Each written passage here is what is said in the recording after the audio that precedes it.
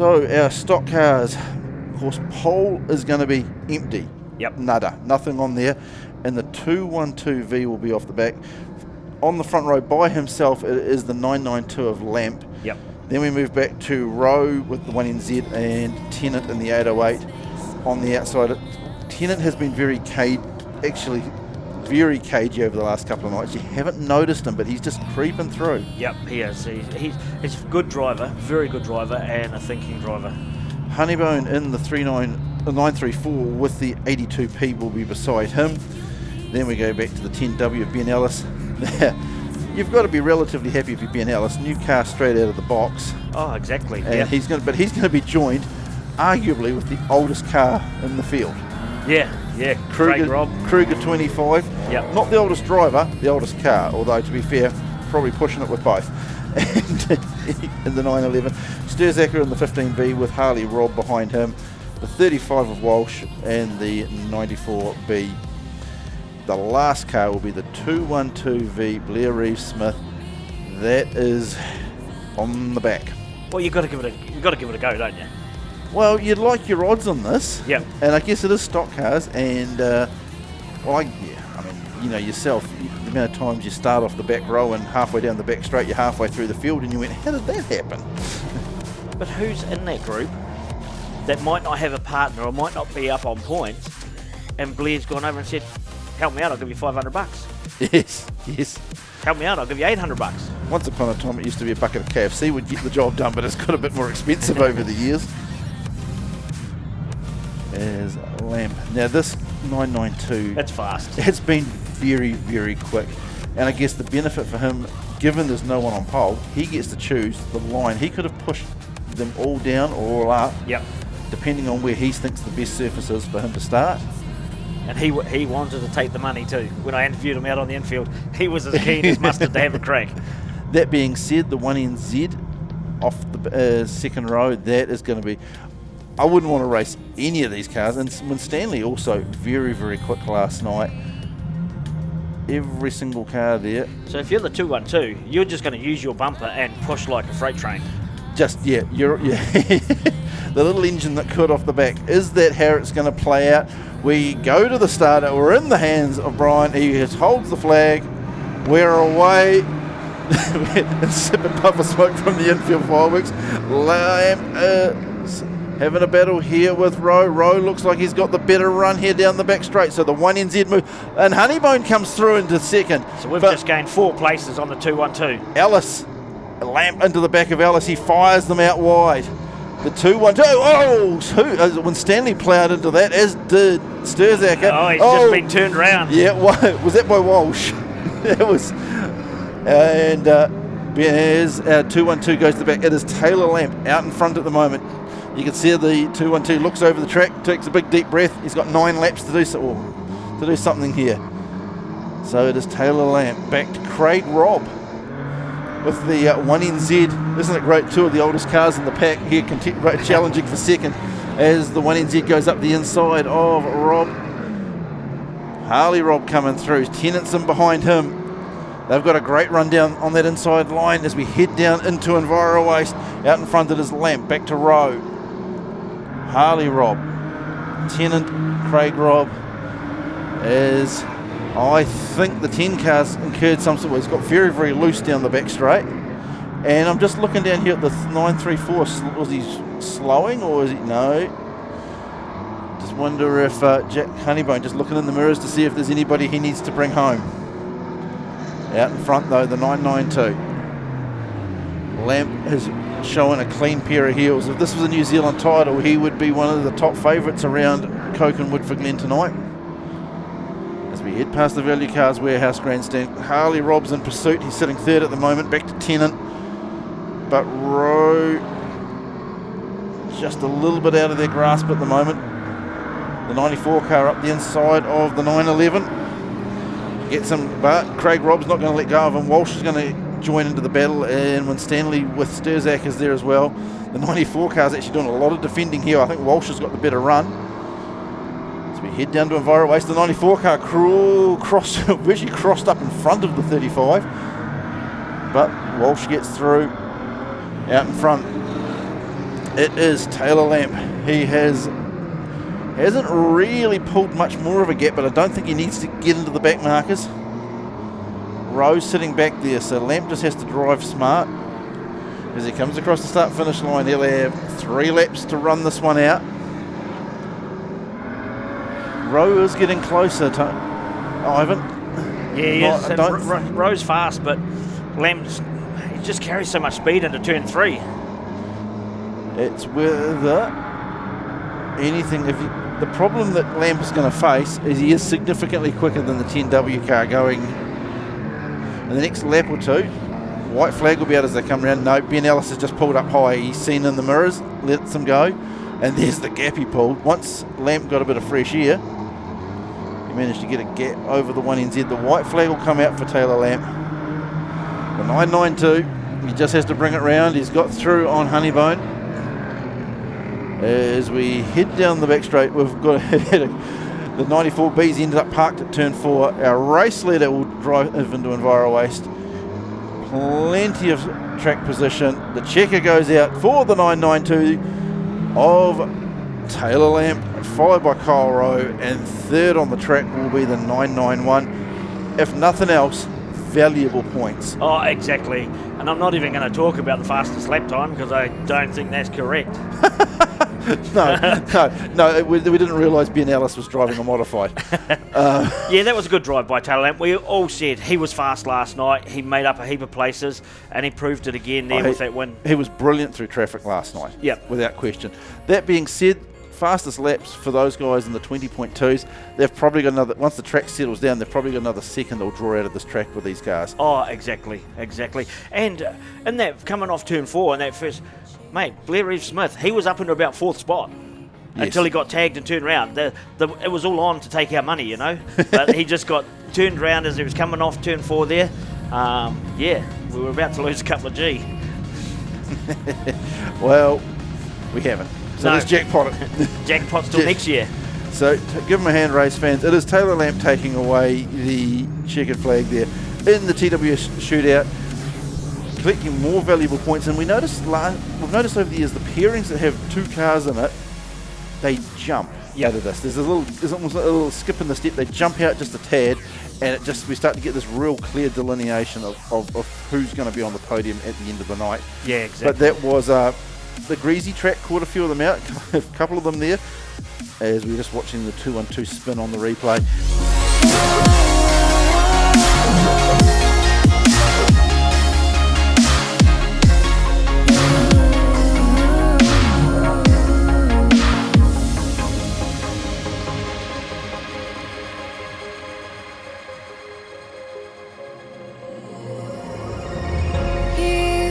Oh, I hate to be this person, Blair, but you were so close at the beginning and then you just had a little bit of a spin out there. Yeah, no, that's it. Everyone's trying to get to the front and someone's got to go around sometimes, and it was me then, so yeah. I was in a position where I didn't actually see what happened. I seen the spin, but was it someone giving you a tap or was that your own mistake? Oh, no, it's just everyone trying to push through and just got flicked around by the back, yeah. Wrong place, wrong time. Yep, that's it. You were so close. Hey, but you had to give it a go. Good on you for giving it a go. You entertained the crowd. We wish you luck for the rest of the evening. Yeah, cheers for that. Thank you. Awesome. Cheers, Blair.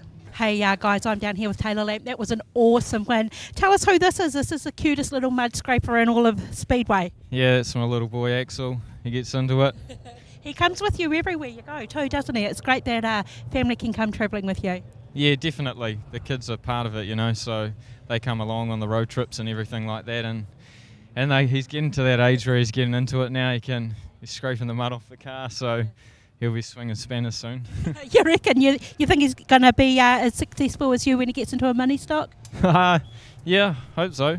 Be a while until he pushes me out of the seat, but yeah, got a few more years in it. A couple, yeah. Hey, I just wanted to congratulate you on everybody watching at home and here at the track. Well done, good win, great points. Yeah, thank you. It was good out there. The track was a bit heavy, but we worked with it, and yeah, we just kept it clean out the front there. So I was stoked. Okay, well done. We've got racing on the track, so we're going to jump away now. But like I say, congratulations. Cool, thank you.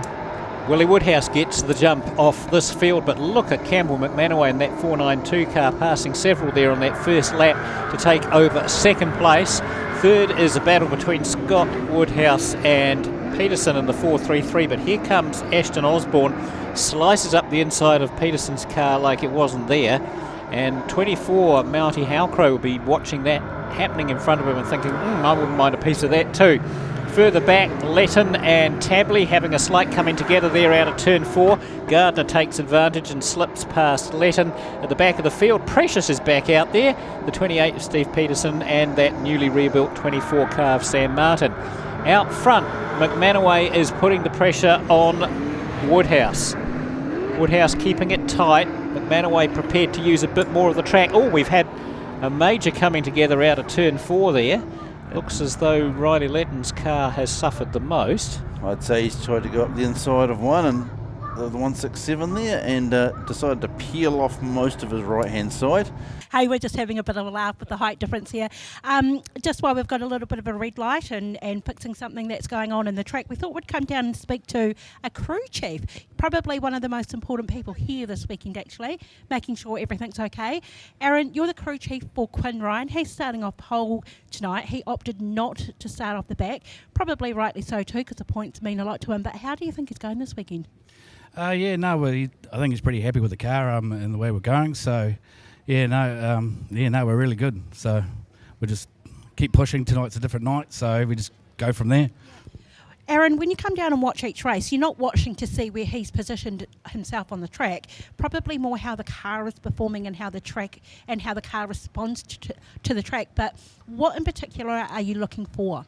That's basically it. I'm just watching the car, see what it's doing, and just picking up on anything that could be possibly going wrong, or just watching how it's going. Yeah, really, basically, and just seeing how he's doing.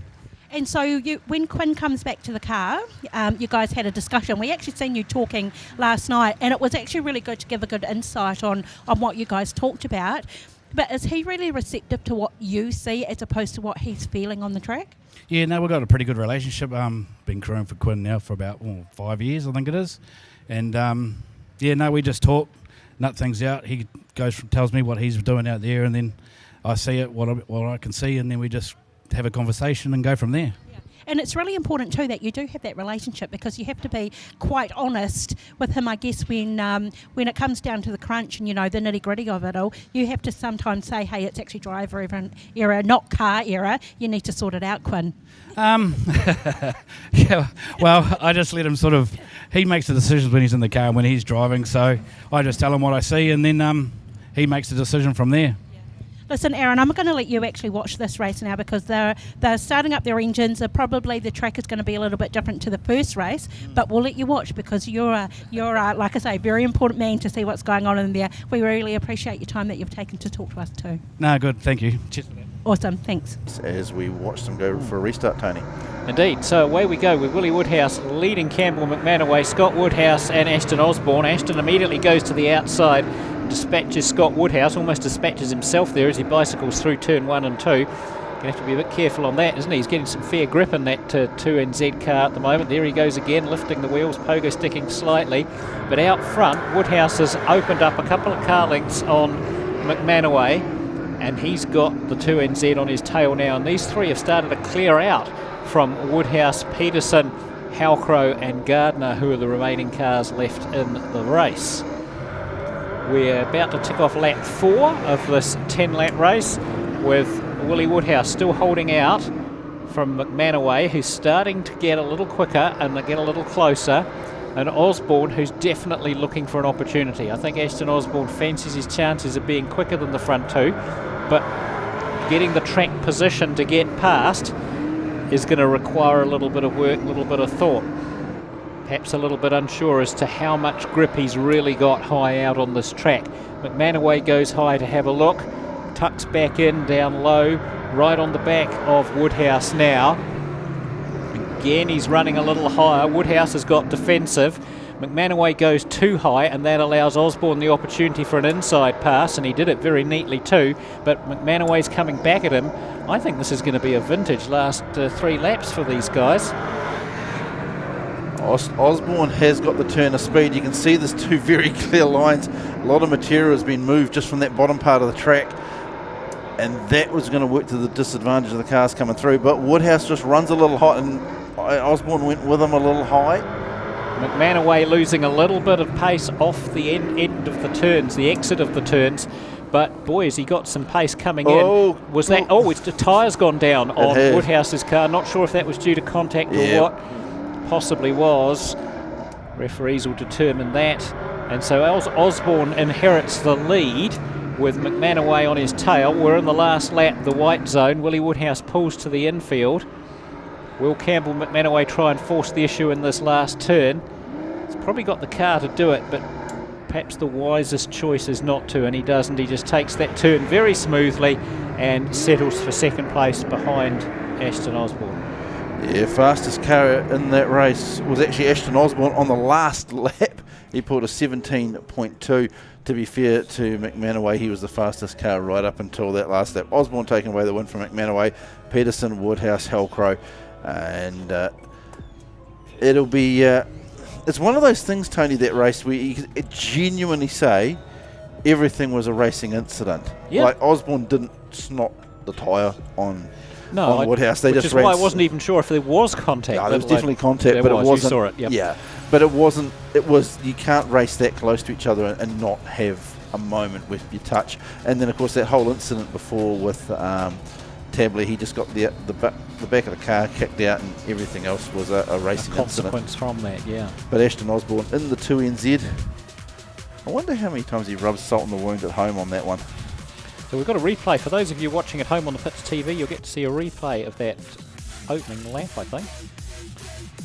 Yeah, it was second lap into the race where the incident, Tabley just going out wide out of turn four. There we go. And tags the back of Letton's car. Letton probably didn't even know it was coming, to be fair. Oh, I think Letton probably knew the car beside him was out of shape, but he was hoping to shoot the gap before it came back. There was the bicycling of the 2NZ car mid-race. As the saloons are actually track packing at the moment, we look to the pit shoot. It is going to be the second TWS shootout.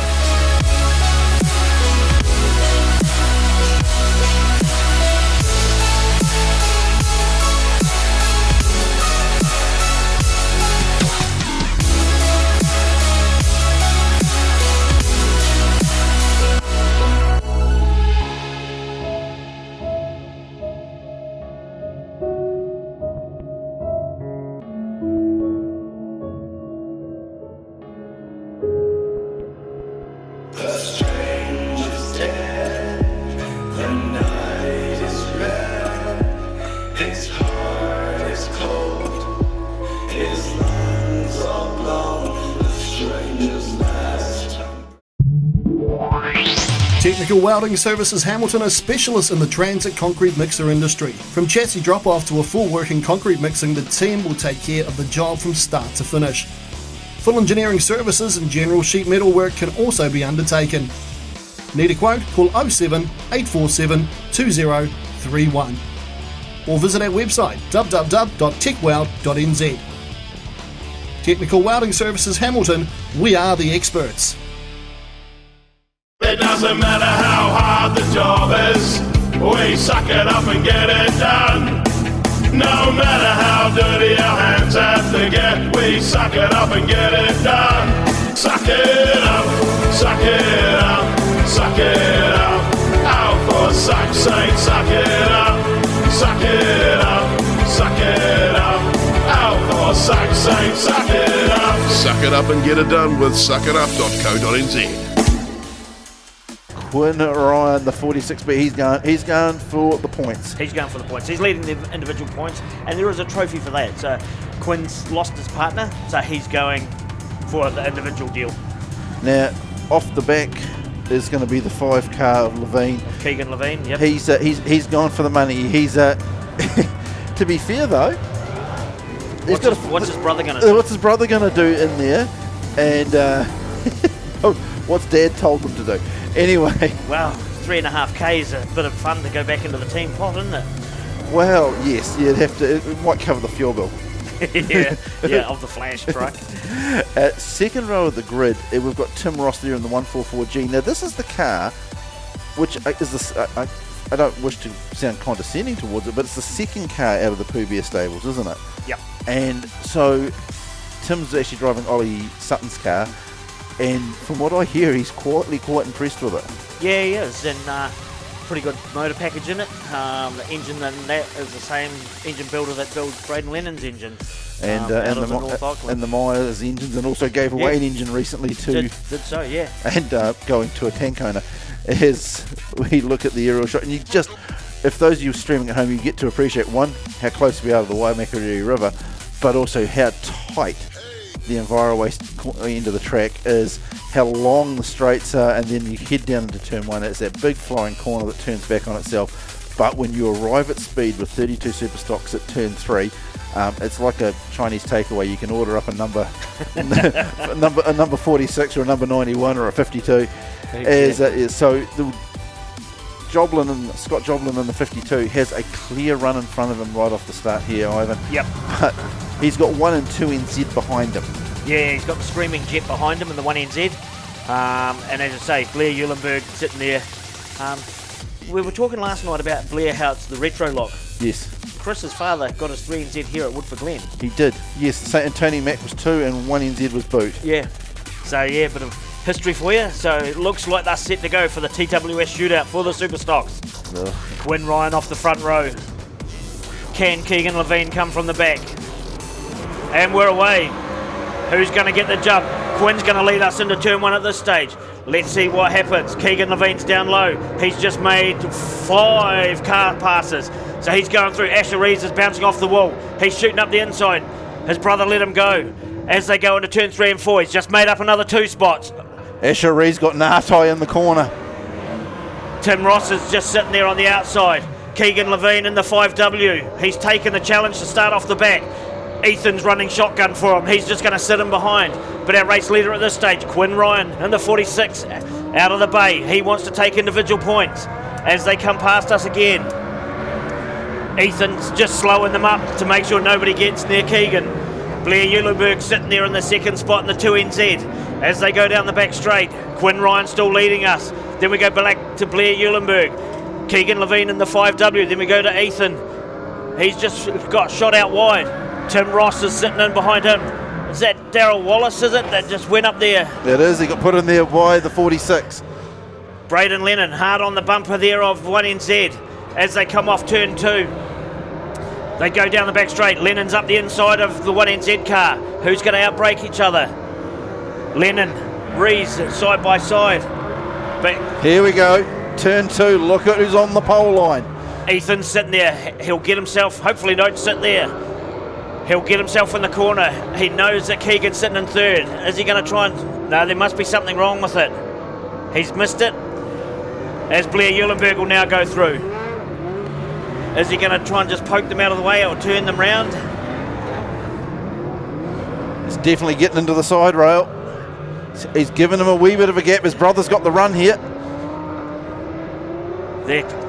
Keegan Levine, he's not going to get away from Blair Eulenberg, that's for sure.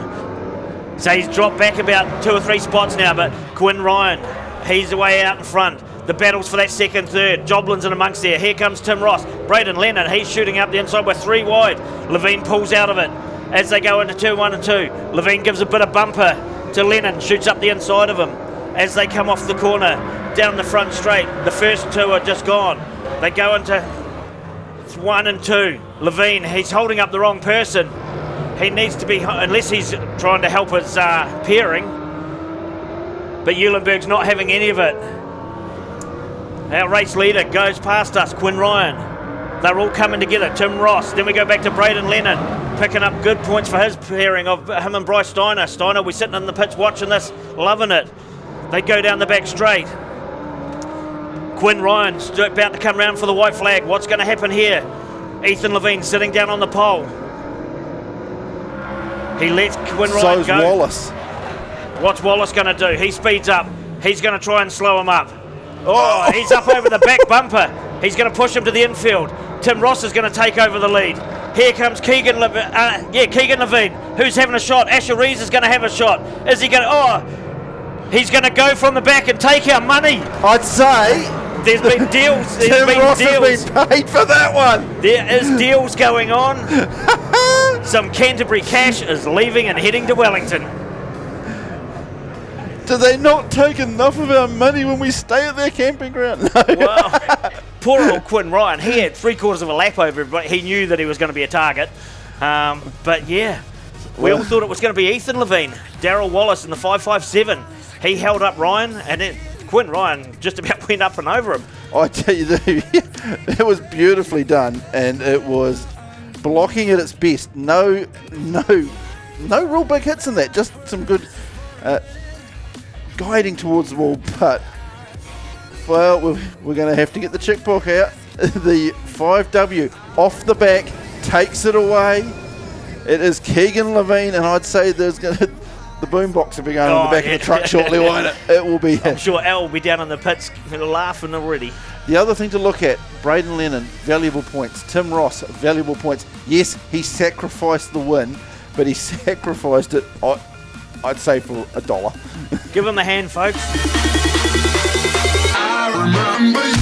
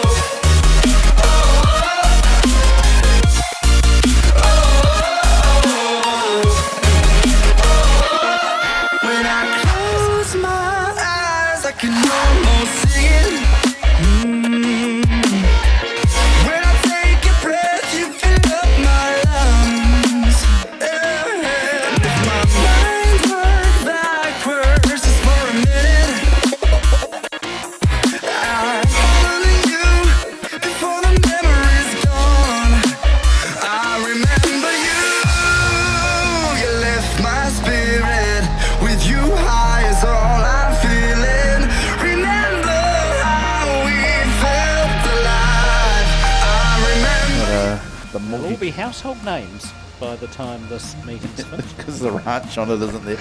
Is what was that? Oh, right, okay. The infield pass gas. Yes.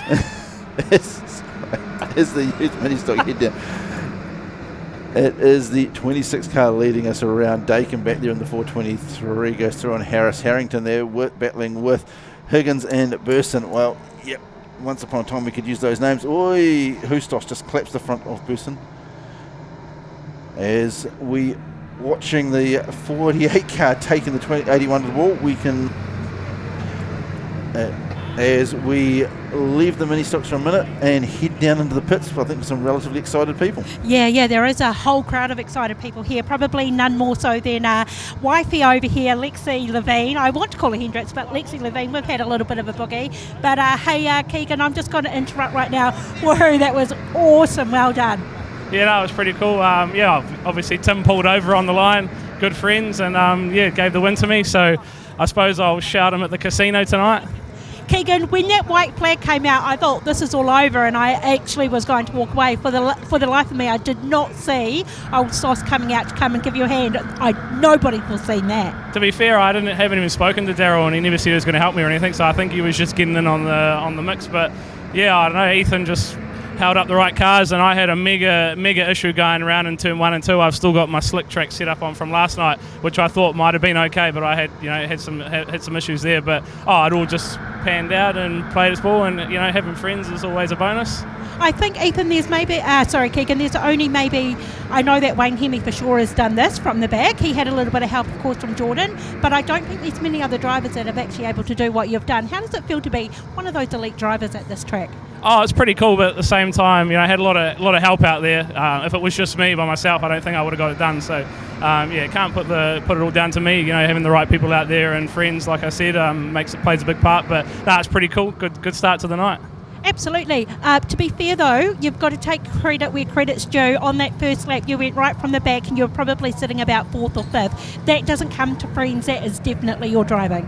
Yeah, definitely. I think that was the only time my car managed to go around the corner properly. So, I popped out in a good spot. And, like I said, just, friends and Ethan out there and just putting the car in the right place. It all just worked out well. Keegan, now that you've finished your first race, do you think you're going to make any changes to adapt to that track? Yeah, probably we'll take some left rear drive out of it because I don't know if you've watched the race, but I was quite struggling to get around the corner. So had my brakes wound right to the back, and it didn't really help. So we'll change the setup. The track's a bit smoother than last night and a little bit more drive. So we'll definitely be making some changes. Well, there's one thing for sure. Everybody that was watching on the stream is definitely going to be watching you for the rest of the night. We wish you all the luck in the world. Sweet as, thank you. Awesome. Well done, Wellington. As our 26 car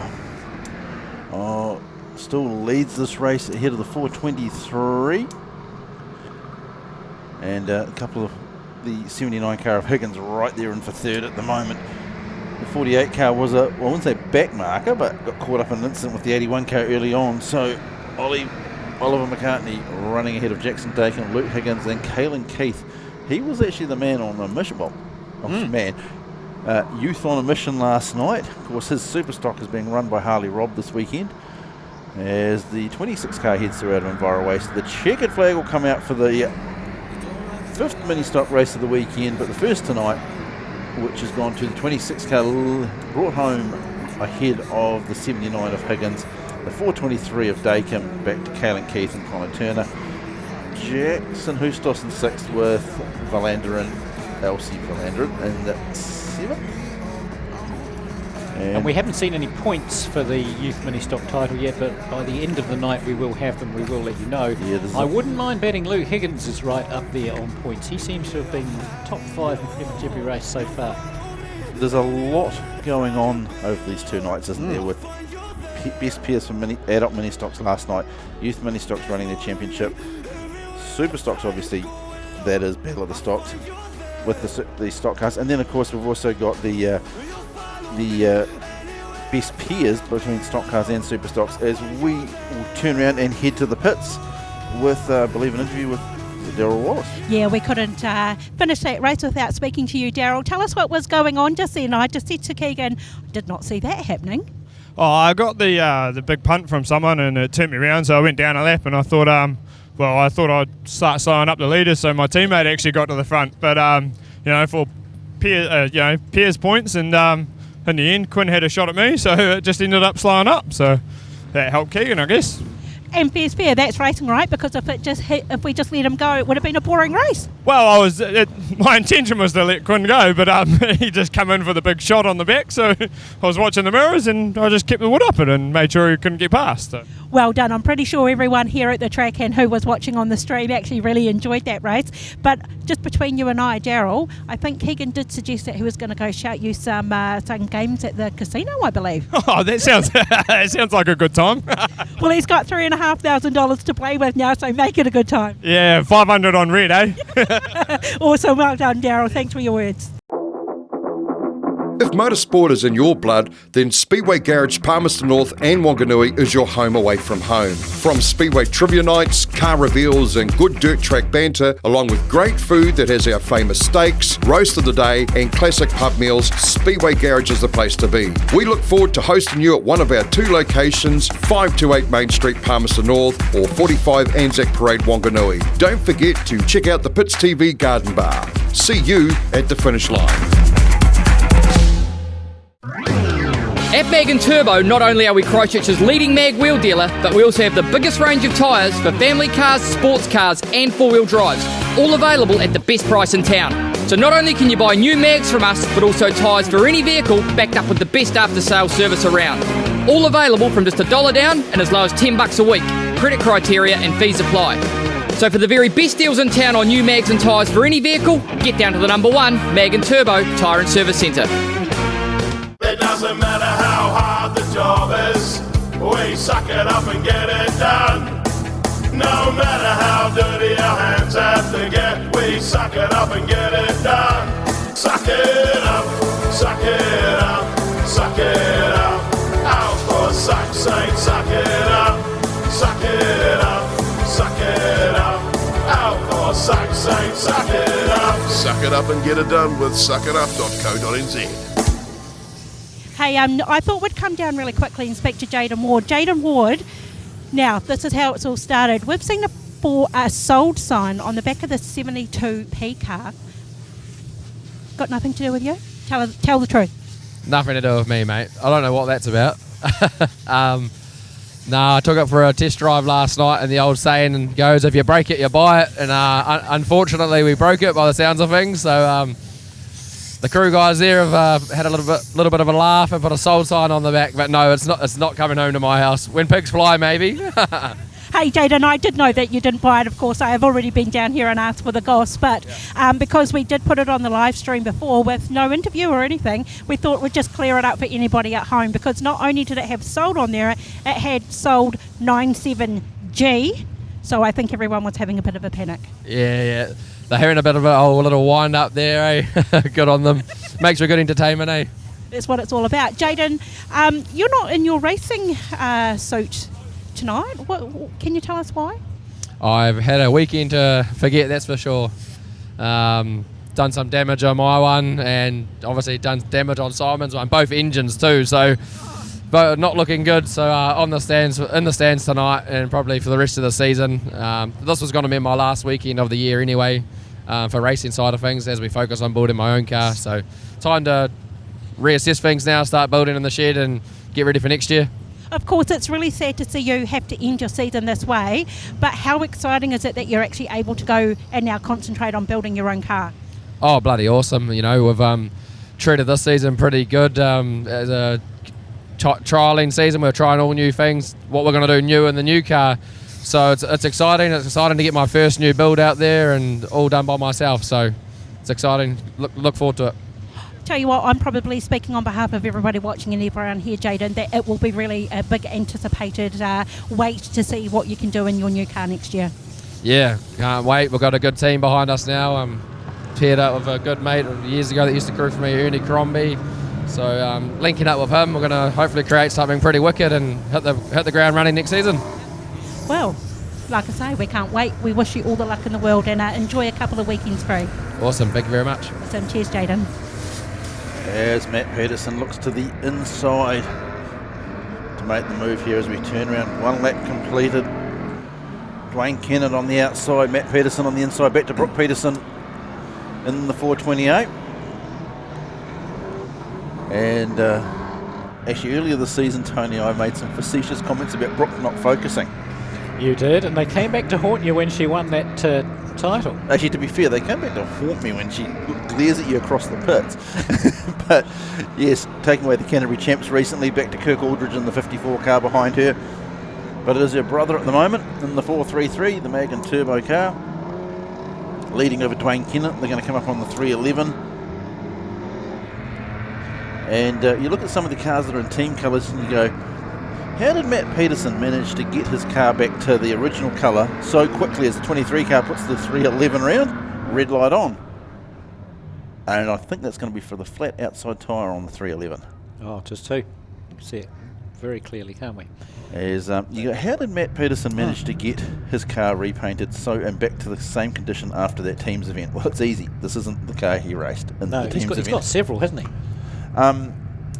Yeah, there's more than several. Right, yes. But they even have multiples of saloons if you start counting quickly. Yeah. So he's still got the previous chassis that he had prior to that? No, that's gone, but the one before that's still the one before that, right. Okay. So as we head away again with the street stocks, Brooke Peterson's up the inside of Dwayne Kennett. We go back to the GOAT in 46, followed by Kirk Aldridge and Alan Aitchison. Previous race winners, the 77 of Schumacher sitting back there. He's got a lot of ground to make up if he's going to win two in a row. I think this one's Matty P's in the hand. Just got to bring it home. Back to Brooke. And actually, I know, Dad's in the race too. He's at the other end of the field. So Steve Peterson making some moves there on Travis Slade, but the Corey Schumacher very quick on the back of Aitchison as we head into turns 1 and 2. Kirk Aldridge moves up high. Aitchison goes through and Ben Turner on the back of the 77. As the 46 spins in front of everybody, they managed to all avoid him. And as we head down the front straight into the first of the back markers, 36 gets put round there. Allen's fast, but he presents that tail oh so easy, just a tap. As our race leader, the 46 car circulating on the pole line. And Aldridge in the 541 car thinking 50-50. Matt Peterson gives the goat a big wide berth. berth. Yeah, goodness. Yeah, big bertha was on the cards for that one. And Brooke Peterson's second on the track, although they do have Bailey Gwillim from Dunedin in the back marker. The 46, they're having a crack at the 39 as we head around here. Round the you go, slowest son. possible spin over at turn 2 you could ever imagine across the start finish line. It is our race leader, Matt Peterson. He's also fastest on the track. Now, bearing in mind, in the first street stock race, Tony, red light on, in the first street stock race, some of these cars struggled to get under 30 seconds a lap. Yeah. And the fastest lap out there at the moment is a 21.06. So you can see just how much that track surface has changed. Normal service has been resumed. We're back to the 96 car being sent to the infield. Race leader over at turn 2 and the 46 car joining as well. So race leader over the turn 2 heads away. The 428 car second on the track goes around the outside of Kennett. White flags out for Matt Peterson. So Brooke Peterson looking to go to the outside of Anika Aldridge. Just I think it's Anika in the car. I'll just check. It is. She too coming out of youth mini stocks and stepping into street stocks. So our race leader heads through turn 2, past the pit gate. We'll take away the win. It will be the 433 and the 428. His twin sister will take away second, followed by, I think it's Kirk Aldridge. Yep. It is Corey Schumacher, Ben Turner, Alan Aitchison, and apart from a couple of little flat tyres and bits, the street stock's keeping it all vaguely together. Pretty tidy, wasn't it? Vaguely together. Oh, Super Saloons are in the chute, Tony. Yay! I wondered where that About time. dissipated. Yeah. Well, you got to let It's not often you see the second street stock race before the first Super Saloon races come out, but it is occasional we get the two confused. Well, the drivers certainly have. The drivers have, yes. At times. Yep. Alrighty. So had a win, friends. Matt Peterson taking that one away from Brock, and Kirk Aldridge there in third. So a few 21 second fastest lap in there. Pretty much everyone in that top 10 getting 21 second laps.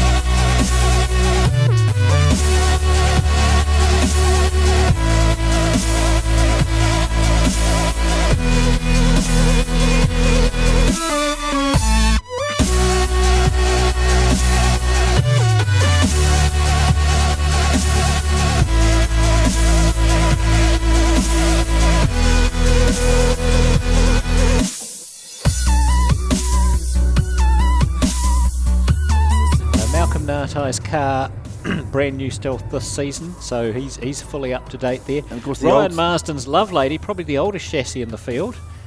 You're certainly getting there comparatively. Of course, Malcolm Nartai has now sold his other Super Saloon. Yes. And the owner was up here before. Yep. And we'll see him next season. Certainly see that next season, so returning driver to the grade. All right, we're green and away we go. Off the front, Ian Burson just gets the nose ahead of Trevor Elliott in the 27 car. And the 3 driven by Joe Ingram tonight looking very fast out of turn 2 there. Gripping and going. Malcolm Nartai going backwards big time. Not sure what's wrong with the 19 machine. He's pulled out wide. Seems to lack a bit of power. but it's Ian Burson in the 21 leading Trevor Elliott. Marsden has slipped through in the 54 car, and here comes Richie Taylor in the 58 alongside Ingram and trying to make the pass work. Ingram doesn't quite have the room to move there, needs to get a little wider to get past Marsden, and that's giving Richie Taylor a tight bit of track. Taylor gives him the right rear and away he goes. Summerfield looks to get the pass done on Ingram as well. He's dragging Fluffy through with him. Hayden Mackay's at the back of the pack, and Malcolm Nartai's pulled into the infield. So out front we go, the 21N, Ian Burson at the back of that car, hanging out nicely. One wheel in the loose, one on the slick, and he's away. Look at him go.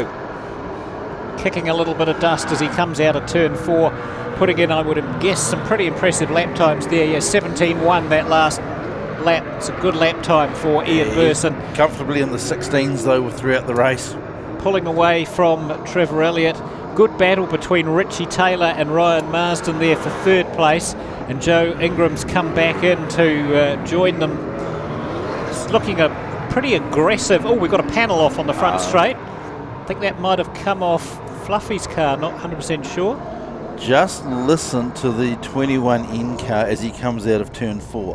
Yes, the car is arguably loose, but he is wheel spinning the big Chev, and he sure is. Spectacular stuff. It's great to watch. And we know that car lacks for nothing at the front end of it, and he's using all of it. All right, so that's closed everyone up. We've got 5 laps to go for Ian Burson, half distance in this race. And here comes Richie Taylor along the inside of Trevor Elliott. Round the outside on 2 wheels comes the 54 of Ryan Marsden. That car absolutely screaming. And it's tight at the front here. Burson's got track position. The others have got to work their way around him, but it's not easy. Elliott's got the pace. Taylor's got the attitude. And you get the feeling that Ingram and Marsden have got the smarts. So let's see what happens. These top 5 just clearing away slightly from Summerfield in the 881, who's pulling through the 73 of Fluffy and the 86 of Mackay, who's strangely off song in that 86 car. I don't think he's off song. I think he's practicing. He's changed something and doing something at the back. Okay, working stuff out, as he always does. So out front it's tight. Nothing between Burson, Elliott, Taylor and Ingram. A couple of car lengths back to Marsden, who's just dropping off this front 4 now, and Summerfield, who's starting to close up on Marsden. We've just got 1 to go when they go past start-finish now, as the white flag comes out for Ian Burson up the inside. Great exit out of turn 4 for Trevor Elliott. Set him up beautifully for that front straight. However, out wide, Burson lifts the front wheel and he's quick and he gets ahead again. It's going to be a very interesting last turn. Burson leads them in. Elliott's trying that inner line again here, almost 3 wide as Taylor comes alongside. Nothing between them for second, but Burson gets the win. Oh, it's good to see Burson taking away the race win there. And when that car's running out wide round 1 and 2, it's just beautiful. Takes away the win, 0.2 of a second ahead of Richie Taylor, who is 0.01 of a second. So 1/100th of a second over Trevor Elliott. That is literally mounting of the ELS. Where you've mounted your ELS box counts there. Further forward you get it, the better, I guess. I don't want to have to lie. I wanted this love to survive. Now when I look in your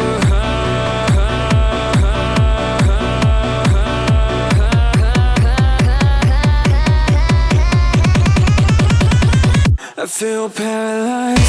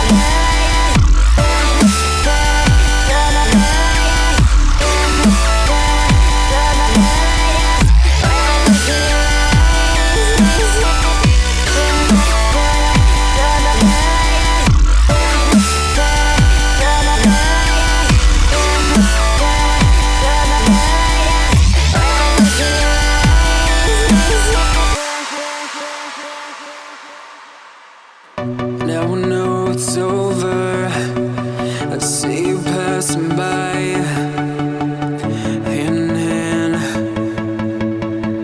hand. Stock cars join us front row on pole. It is going to be the 1NZ of Kyle Rowe with Scott Manson as partner in the pairs. Be second. Then we go back to Winstanley with the 9 car of Cox. And in behind them, we've got Taylor Lamp in the 992P with his partner Phillips from the 5C. Then we go back to Scott Tennant out of Auckland in the 808 with his partner Harley Robb in the 991. With Sturzaker in position 9, his partner of Tyler McPherson, the 136. Then the 11th position will go to car 69 McDonald out of Wellington with his partner Cody Haig. Then we go back to Walsh in the 35S out of Stratford with Wade Sweating's not there, so Walsh is running on his own. The 10W of Ben Ellis with 521C Michael Harris. Halfway through the grid, it is the 212 of Blair Reeves Smith with his partner Troy Cleveland in the 88C. Then Caleb Ireland in the 19B will be joined with Braden Lawton in position 20. And then we go back to Dion Henderson in the 5R car out of Rotorua with Tama Pierce in the 4T. Then we go back to White in the 94B from Napier and 129C Murray Gregg from Christchurch. Position 25 will have Logan Pete in the 2NZ with Brad Rosewarne, who's just looking for a race he can finish in 59C. I feel so sorry for Brad. With Honeybone in the 934 and partnered with Hadley Smith in position 28. Then we go to Lockett's not here, is he? He's out, the 3NZ car. So Craig Robb will be there by himself in the 911. And behind them will be Burmester in the 172P out of Palmerston North with Shy Robb in the 411C. Yeah, and the race of the night last night had to go, I think it was race 3, where we had 3 Robs in the contesting, and Shy was actually taking it to her brother and her father. And unfortunately, I think she lost the pulley off the power steering pump, and that's what put her out wide. But the 411 was keeping everybody completely honest out there. Yeah, exactly. As the lights come on, it is heat number 4 this weekend, all brought to us courtesy of Suck It Up. And I was watching the ad on the Pits TV for Suck It Up, that lovely little song, which I dare not repeat because we know that we're going to trip over our tongues and say something wrong. And I was looking at some of the staff looking in the big vacuum chamber or the suction tank and thinking, oh, I don't know if I'd want to look in there with some of the stuff that they've had to clean up over the years. Exactly. Now we're starting to get down to the business end. We've done 3 rounds last night. We've done the shootout. We've got 3 heats tonight, but this is where you'll find out who's helping who and who's not. Yeah, we were about to say bumpers are going to go in, but they were starting to go in last night. We've got 1 car not on the track there, the partner of Walsh. Well, actually a couple cars, I tell a lie. We're in the starter's hands, the flag's up and we're away. And the 1NZ leads us down to turn 1, followed by Winstanley. We wait to see how everybody funnels through. They wash out wide. The track has packed down nicely from the start of the night. We head down. We've got sparks off the wall from Ellis. We fire down into Envirowaste. How many people are going to make it out of this corner? Based on this, surprisingly well. Oh no, we're ricocheting all over the front straight as we head down there. The Cleveland takes the 136 in and takes his own front corner out. Holy smoke. He did more damage to himself as he fired Tyler McPherson in. The 9 car over the far side's got some damage. Tama Pierce is trying to rejoin, as is the 94. That was probably about a 4 on the Richter scale there, Ivan. And we've got the 5 around and the 19B's on top of him. Yeah, well, the 5 and his partner are in for good points. Now, that's the problem. When you've got a fast partner and a car that's further down the pack, the one that's in the pack is going to get dealt to. As the 1NZ go, and we go red. Unfortunately, the partner for the 5 car is the 992. Yes, it is. Sitting in second and picked up good points. He would have just come around and seen his partner all crossed up. And well, the 5 car of Dion Henderson, I don't think he's got any brakes. No, because he was on the grass, drove through that, and then he's done sort of Motorcana styles onto the front straight. And the impressive part of that is the 136 car actually drove away, and the car that was putting him in, the 88 of Cleveland, the front end of it collapsed. Braden Lawton also pulling out in the 224. So she's starting to be a bit of a parking lot already. Yeah, well, there's a couple of flat tyres in there, and I'd say there's a little bit of winding as we look around. And they're just moving Henderson over to the infield. Well, is he in the infield? To be in fairness to Dion, he wasn't the court. Yeah, he is pulling in. Yeah, he'd be brave to take turn 3 without brakes. There's they're just looking at it 15, is it? Now, of all the drivers out there that have challenging surnames, the driver of the 15V has one of those, and I got challenged in front of him to say his name out tonight, and apparently I got it right. Oh, there you go. So occasionally, we get it right. Not often, Not but often. we get it right. We get it right once or twice. When we get it wrong, they'll let us know. Kyle Rowe's the race leader as we head away again. And the 992 running second at the moment. It's going to be a battle at the front end of the... Well, we've got Rowe back to Lamp, Winstanley, and then we go back to Tennant. It doesn't get much better because you've got Harley, Rob with Walsh. Look at the speed the 992 just takes in. Yeah, the Lamp cars, and it's their own chassis, isn't it, Ivan? Yep. They are very, very quick around here. As they're looking further through the pack, I think the 706 crossed up and the 69 just ploughs straight on in for How's Your Father? And I don't know if that's actually hurt Scott Manson because he doesn't seem to be re-firing. He's just limping that to the infield. The race leader comes through. His partner's just passed him because he's currently leading it. I was thinking that as Haig is trying to rejoin. I think he's got a flat rear tyre. Yep, he has. So Kyle Rowe back to Lamp. Winstanley. These two, oh no, Manson's got moving again. The trick is just to get to speed and stay out of trouble now. It looks like Tennant here having a challenge on Winstanley. Harley Robb sitting back there with Walsh on his rear bumper. There's no real advantage for Harley to get too involved in the cars in front. That's his partner in the 808. And here's the problem there. Winstanley got a little bit tail happy and just about took out the front of the 808. At the moment, the Kyle Rowe just gapping the field. And the 69 car's got a left front tyre, so he's just going to circulate to get points for his partner. There's Ben Ellis and the 136 there going into the ground field. And McPherson, he's put the ears down and trying to get away. I just wonder if he's rattled the 10W. So the race leader, now this is where it gets challenging. You've got a good gap over the 992, but he can eat that up just diving into the corners. And Walsh is all over the back of Harley Robb. That thing's a quick car, isn't it? And actually the one who's come in to join and play, the 2NZ of Logan Pete. Pete is, he's found his form. The car was trying to punish him last night, and now all of a sudden he's on the back of these lead cars. As our race leader, he's managed to put a couple of back markers between him and the 992 as the 136 just making it a little bit difficult for a couple of cars to get past him, and he's allowed to. It is stock cars, it's not. It's tiddlywinks. As our race leader across the start finish line, he's on the back of the 4, and I don't know if Tama realises that's the race leader, but he lets him through anyway. He washes himself up wide. So Rowe, white flag for these guys. Rowe has a clear run as he heads past the Value Cars Warehouse grandstand down to Enviro Waste. He will come through, nothing between him and the checkered. So the 1NZ will take the win back to the 992 of Lamp.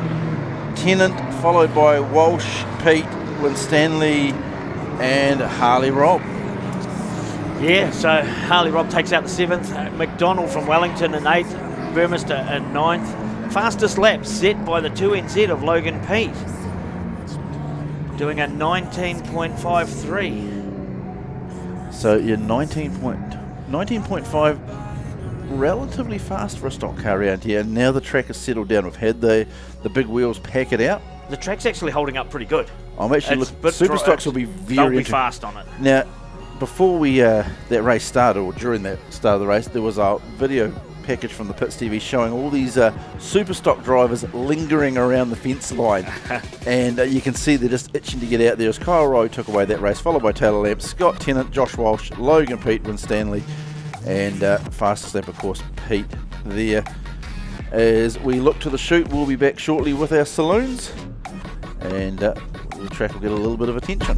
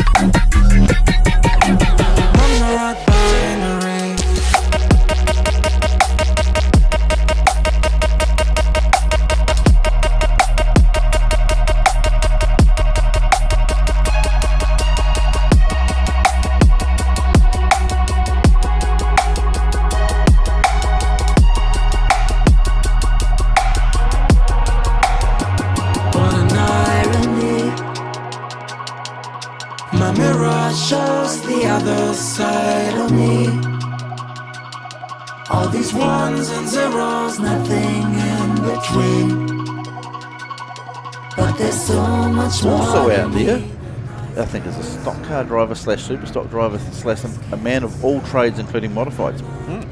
I think we've got Harley Robb down in the pits. Yeah, we sure do. Harley Robb, we were just having a quick chat offline. Tell us first of all how you're finding the track tonight. Yeah, no, the track's a lot better than last night, but everyone's racing on the same circuit, so we've all got to drive to suit the track. You and your partner Scott Tennant are doing really, really well tonight. He's come in third in that race. You guys are pretty much up there on points. We'll get our commentators to confirm, but are you feeling the pressure going in supers and stock cars high on points? No, I never feel the pressure. It's part of the game. If someone wants to have a go, they can have a go, so I just give it back 10 times harder. Harley, we absolutely love your attitude. This is why we love coming down talking to you, because you're a true gentleman off the track, but on the track, there's no messing around. No, once that helmet goes on, you just knuckle down, and it is what it is out there.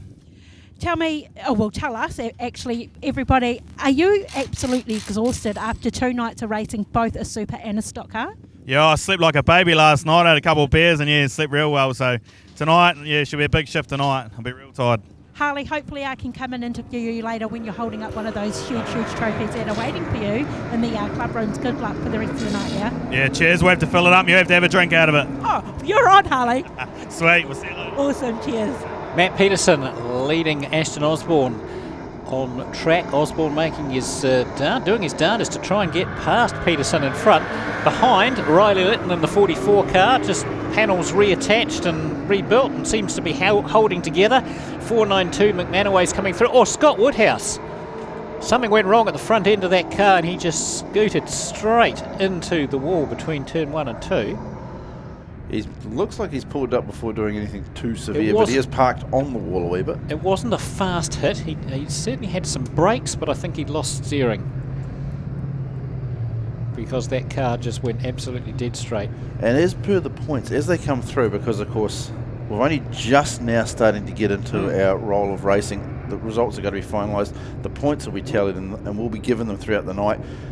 We're probably not going to run through every point for every championship. We'll try and give you the highlights that we can see in them as the evening goes, but of course Heat 4 of the stock cars has been completed.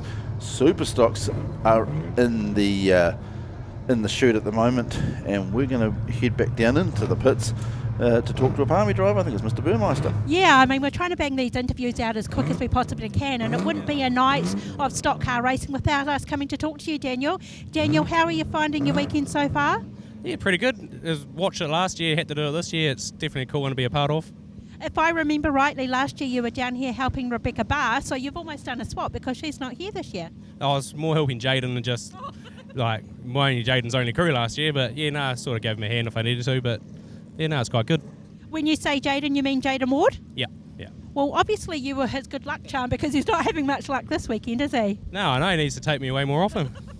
He can actually hear because he's out in the crowd, so he's probably cursing to both of us right now. But hey, Daniel, tell us how your weekend's going to pan out. You're kind of thereabouts up on points, but it's going to take a lot to get up on the podium. Yeah, we sort of dropped a race last night, which didn't need to be dropped. that was my own mistake. But we're sort of out of the hunt, but just out here to gain some laps and experience for next year now. Daniel, to be fair though, you've done a whole heap of racing this year on a whole heap of different tracks. You're probably looking forward to having a couple of weeks free right now. Yeah, it's pretty good to just get away down here, have a bit of a holiday as well as a racing trip, just sort of chillax. It's only a few meetings left of the season, a trip to Auckland, and then it's pretty much all over. Daniel, listen, we did pull you out of the car and it looked like you were off to go and do something quite important, so we'll let you get back to it, but good luck for the rest of the evening and safe driving. Cool, thank you. Awesome, cheers. So back to the on-track action, and it's just a resumption of where we were before, with Matt Peterson leading Ashton Osborne. Those two clearing out slightly from Riley Litton, who for the time being is holding off the 492 of Campbell McManaway. We go back to the 24P, Marty Halcrow, who's just leading the 71 of Willie Woodhouse. Steve Peterson and Sam Martin at the back of the field. We've got a few cars that didn't come out for this one, didn't we?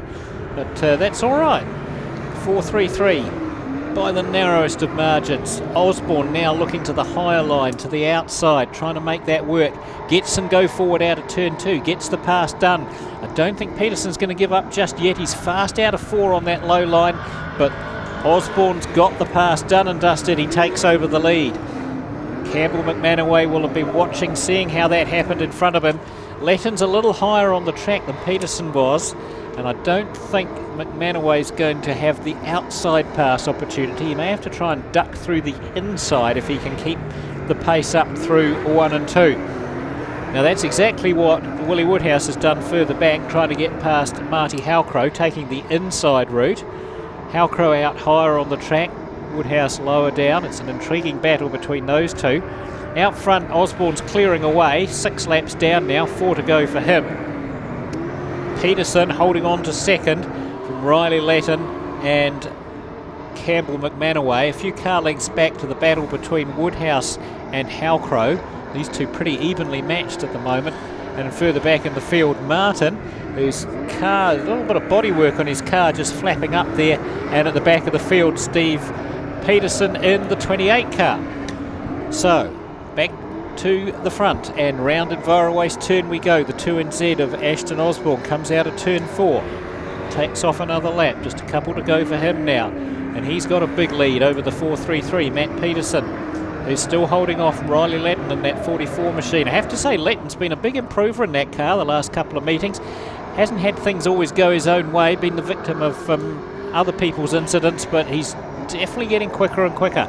So we're in the white zone now, just 1 to go for Ashton Osborne. A big lead over Matt Peterson. Oh, Letton makes some kind of error there and gets in front of McManaway, who can't avoid giving him a tag.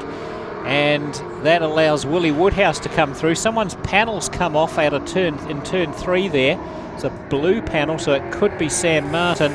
Checkered flag, yellow lights. And it is Sam Martin's, but there's also steam coming off the back of the 24E car. Just 2. He'll be glad this weekend's over when he does the final race, won't he? It's been an absolute head spinner for him, hasn't it? That's been a challenge. Is Ashton Osborne, though. He just left no doubt in anyone's mind who was winning that race. Well, where have we gone to? No, we finished under yellow? We've gone yellow, but the lead car has finished. I wouldn't be surprised if the race is called at that point. It should be.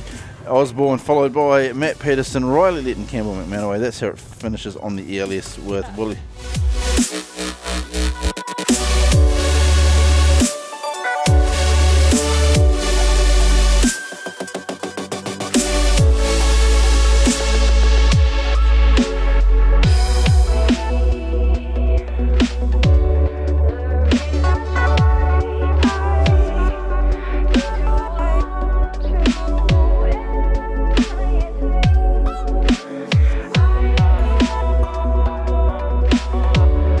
I believe we may have an interview down in the pits. Yeah, we sure do. Just as well, Dion Henderson and I are quite close friends by the end of this weekend. Dion, do you think we can get through an interview without the words we were using just a moment ago? Yeah, we're going to struggle to get through it with that, but... Sorry, everybody. It's been a rough weekend to say the absolute least of it. Car has not wanted to play ball with me at all. I think we've finished about 15 laps of the whole lot, so hopefully the boys can get it fixed for me and stop ruining my interview. But it is what it is. We're having fun anyway. It's the main thing. That's the main thing, isn't it? You've got a big group of people around you who absolutely feel absolutely devastated for you. You've come a long way. It hasn't worked out, but hey, you know what? You had good luck last weekend, and you might be back here next year for a bit more luck. Yeah, we'll be back next year definitely, and last weekend was pretty cool. So just to all of Rosewarne's crew for just giving me a hand the last 2 days, getting this thing fixed. Bunch of legends. My mum who forked in big time to get me down here. Thank you, Mum. You're a bloody legend. Dad at home, everyone else, just there's a giant list of people. So thank you to all of them, and I'll go get my car fixed, eh? Go get it fixed, Dion. Good luck. As our Superstocks out for their first pairs racing of the evening.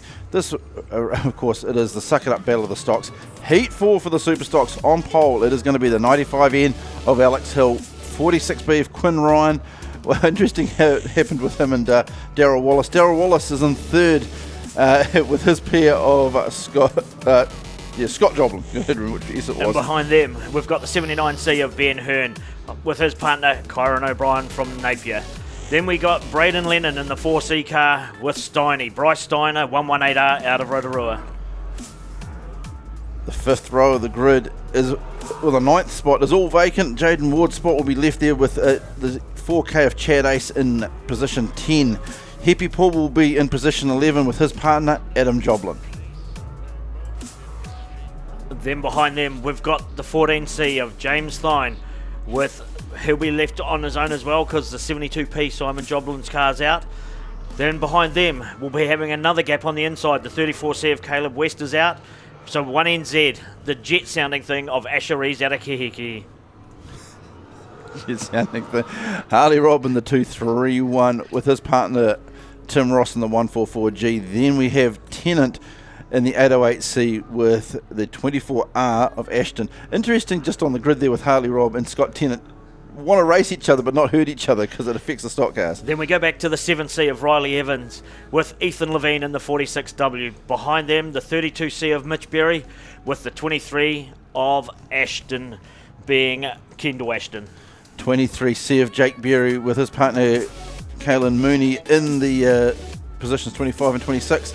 Position 28 is going to have the car 88C of Liam McMillan with the man who's feeling a lot lighter, a lot heavier in the pockets, the 5W of Keegan Levine.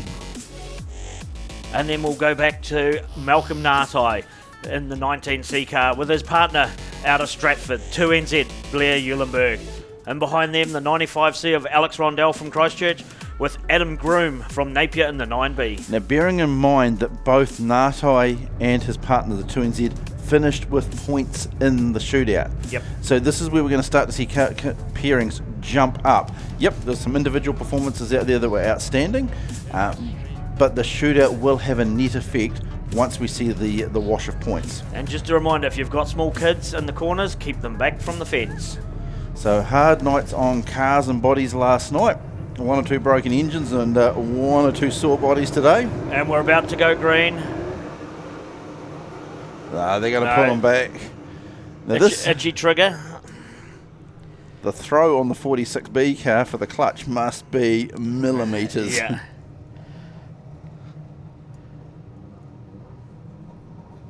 Are they going to be happy? The flag's in the air, the lights go out. And we're away and racing. We're off. Bit of mayhem in mid-pack there. The 7's on the inside as we go through turns 1 and 2. Who's going to come out of it okay? Round goes the 19C of Malcolm Nartai. Down the back straight for the first time. They're flying into turn 3 and 4. Who's that gone round? Darryl Wallace. Big pile up down into turn 4. Everybody's bouncing off them. They come to pass the start-finish line. Quinn Ryan over the 52P of Scott Joblin. And behind Joblin we've got Alex Hill in the 95. Then we go back to Braden Lennon in the 4. Kyron O'Brien, we're gone red. That'll be for the 79 of Ben Hearn. I think that's his car parked there. And the 91 of Happy Paul. Looks like he's done an outside tyre, is it? Yeah, Front. he was limping there and he's managed to pull that in. I think he might have done an underwriter bar too, judging from the lack of it. As we look down, Ben Hearn was trying to limp away, I think, but just couldn't get the car going. And if you ever, they've had to do a lot of work to the back end of that car. The diff decided it didn't want to play games last night. That definitely won't help them. No. The pace. There's not a set couple of cars that are quick. The whole field is just electric. And one of the things that really works in your favour or disadvantage at times is create a little chaos. And that's exactly what happened down there at turn 3 and 4. Braden Lennon was actually the one that caught up with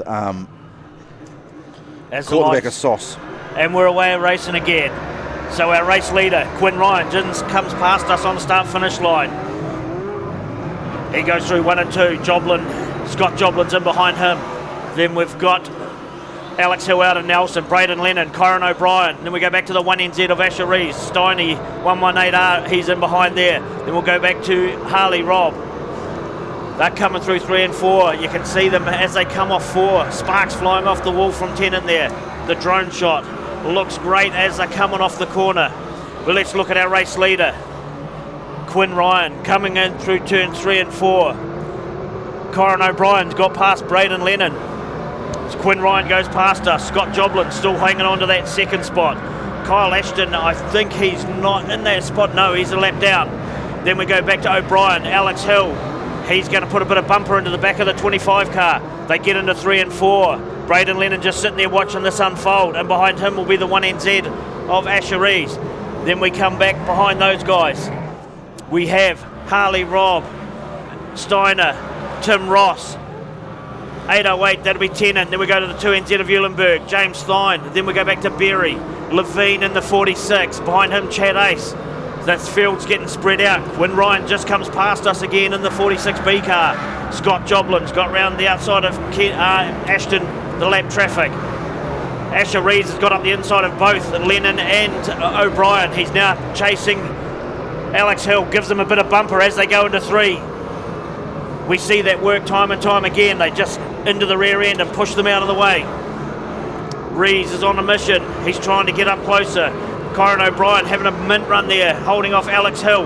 Then we go back to Lennon. And behind them, we've got Harley Robb. Then we go back to Bryce Steiner, Tim Ross. Our race leader comes past us again. He's getting through some lap traffic. Just up the inside of the 88 and the 95 car. Quinn Ryan, he's got about 10 lengths over the second spot of Scott Joblin in the 52. Then we've got about a dozen back to the 1NZ of Asher Rees. And behind Rees, we've got the 25 of Kyron O'Brien. And behind O'Brien is Alex Hill, still hanging on to that spot. No, it's Braden Lennon. Alex Hill, something's happened to him. He just went up high.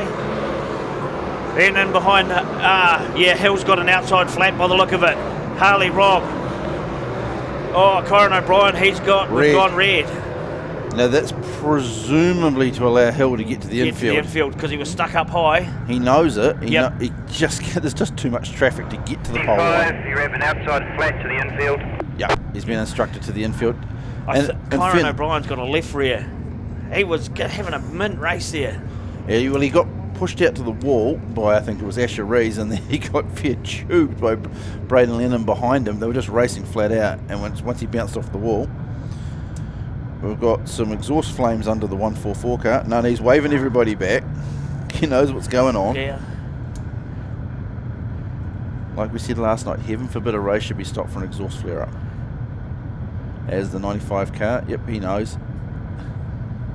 And in fairness to Alex, he pulled He was up. trying. He got. It's just too much traffic. And it was too fast to try and pick a gap to get back down under the pole line.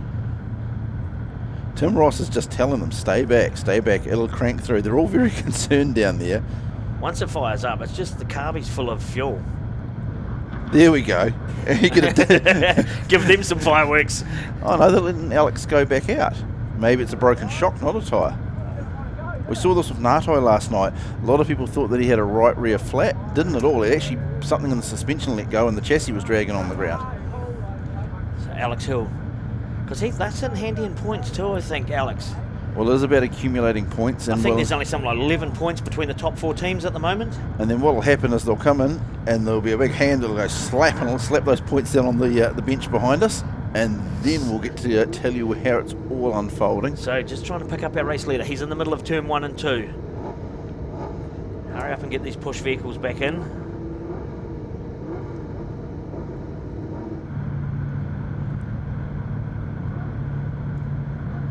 Back in the starter's hands.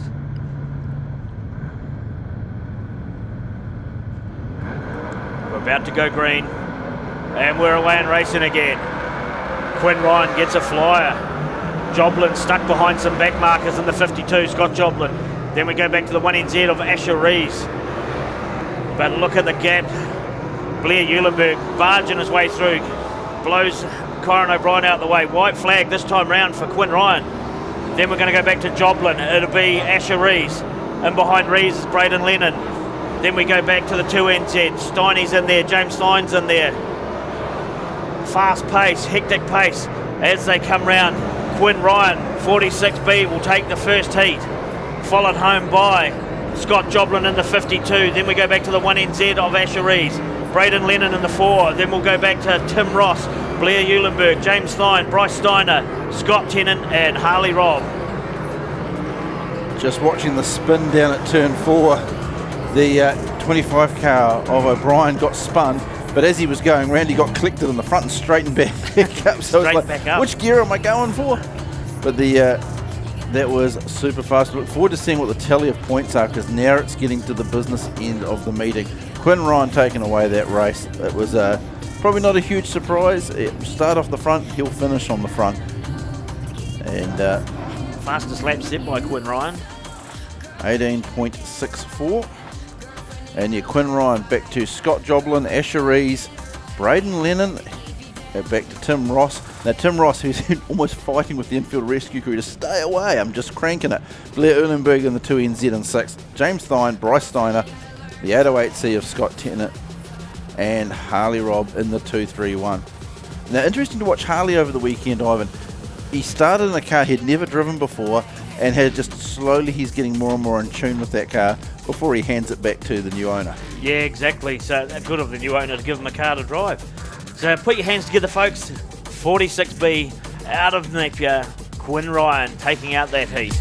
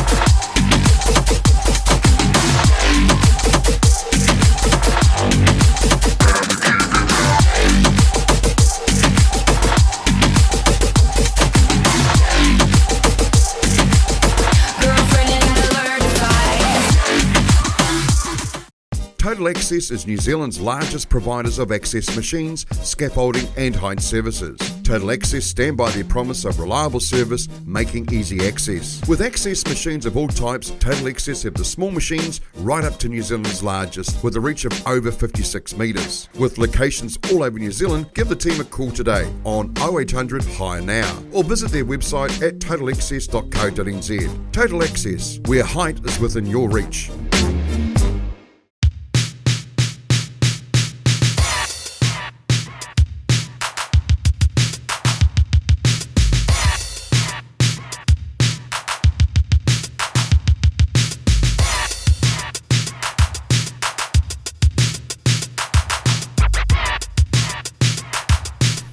At Wholesale Tyres in Whakatane. Need truck tyres? Wholesale tyres. Good tyres, better prices, great people. As our youth mini stock head past the Value Cars Warehouse grandstand, they will be racing. Oh, no, actually, no, they're not. The 10 car's gone and parked himself on the pole line out of turn 4, and it's not a blocking grade. And so I wonder if Hustos has actually seen something on the track. But. Just we're going to turn the torch. We're going to turn the torch on here. Ooh. If we'll after this race, we're going to run through some points because this is interesting. It's all getting very congested at the pointy end of the field. As we head back into the pits for a second or two with Jack Honeybone. Oh, you say a second or two, but I want at least a minute or two. I'm actually down here with Jack Honeybone. Jack Honeybone, you're actually going into the last couple of races third on your individual points. Are you feeling pressure yet? A little bit. I mean, it's a big weekend. Still 2 races to go, so we just got to try and finish them. And there's a lot of guys at the moment throwing their cars back together, a bit of damage, and big field, so anything can happen in these last 2 races. The damage and the amount of cars that actually are having DNFs is crazy, but nothing happening down here. Your car's faring okay? Yeah, we're okay. We had a good look over it after the shootout. I met the fence a couple of times there and changed a couple of little things, tightened some stuff up, but touch wood, we're going okay so far. So no changes or anything like that, because that track is changing really quickly. Yeah, we were kind of anticipating it to do what it's currently doing, so just throughout tonight, make a few changes like we did last night, and hopefully it suits the track. We have a funny feeling that it will. That's the plan anyway, so yeah, a couple of little things, but all in all, it's basically the same car every time. How are you finding the racing this evening? It's actually nice and clean, but really quick and fast as well. Oh, for sure. I think that's the beauty of having 32 car fields, is there doesn't need to be people taking people out necessarily. There's so much going on and there's so little room for all these cars that action's going to happen regardless anyway. So it's nice to race with these guys. They're super respectful. Everybody hits each other pretty hard, but at the end of the day, we've still got to get up and go to our jobs on Monday. So there'll be some good racing to come yet for sure. And I guess too, Jack, when you look at it, all of these cars are here for the same reason. There's no need for that argy-bargy. And I was saying earlier on that I actually like the racing rather than all the hitting and people going off ill. Yeah, for sure. I mean, it's still early doors in terms of the night, and I'm sure some of that will come, but for the most part, everybody's going relatively fast anyway. We're just trying to move each other out of the road, and everyone's trying to do the same thing, so no, it's all good. Hey Jack, it was really nice talking to you. I'll let you go check out that track for your last couple of races. Good luck for the rest of the evening. Thanks heaps, appreciate it. Awesome, cheers. So on track, Keelan Keith resuming his good form from earlier in the meeting, and Jackson Hutos, the 10 car, just does not want to go. He's done a couple of laps, been lapped by the leader unusually, and has pulled it to the infield there, given up some kind of mechanical issue. Hard night in the office. Yeah. But plenty of action further down the field. We've got a spinner there. Is that 18, I think? Hard to see the number from here. Yes, the 18P car spun up in turn 4, but everyone got through and around that car, so that's good. Keelan Keith coming through now to tick off lap 6 of this 10-lap race. And it's a long way back to second place car, which is the 48 of Lockie Martin. He's had a good meeting as well. A car out of Nelson. And then just tucked into third place at the moment, the 58 machine. Hutos is back out on track. That 10 car's re-emerged. But doesn't seem to be... Oh, he does seem to have picked up a bit of race pace. So not quite sure what's going on with the 10 machine. But he's definitely a couple of laps down anyway. Yeah, actually 3 laps according... Oh no, yeah, 3 laps down according to the ELS. 14 car skids to the infield there out of turn 1. Not sure what that was about, whether he'll be able to rejoin or not. Going to give it a go, I think, by the look of it. Bit of snookering there. The 88 into the back of the 112 car of Paige McNally and drops a whole heap of places as well. And that immaculately presented 196 machine is spun up out of turn 4 as well. Doesn't look much from a distance, but you get up close to that 196 in the pits. It's been very nicely put together. So white flag this time round for Keelan Keith, who's already down the back straight past the Value Cars Warehouse grandstand through Envirowaste turn. Picks the wrong option for trying to get past the 89 car, but takes the checkered flag comfortably anyway. And everyone's got a opportunity to have a breather before the 48 car of Lockie Martin takes second place. And the youth money stock's keeping it all relatively together. There's a scan across the infield. Everybody seems to be still mobile. 2 more races for them for the finish their weekends off. Yellow, yellow, yellow. That's a race, everyone. Now, so do you want to talk about those points now for the? We'll just point out there the Kaylee Keith taking the win away from the 58 of Philandrin, and yes.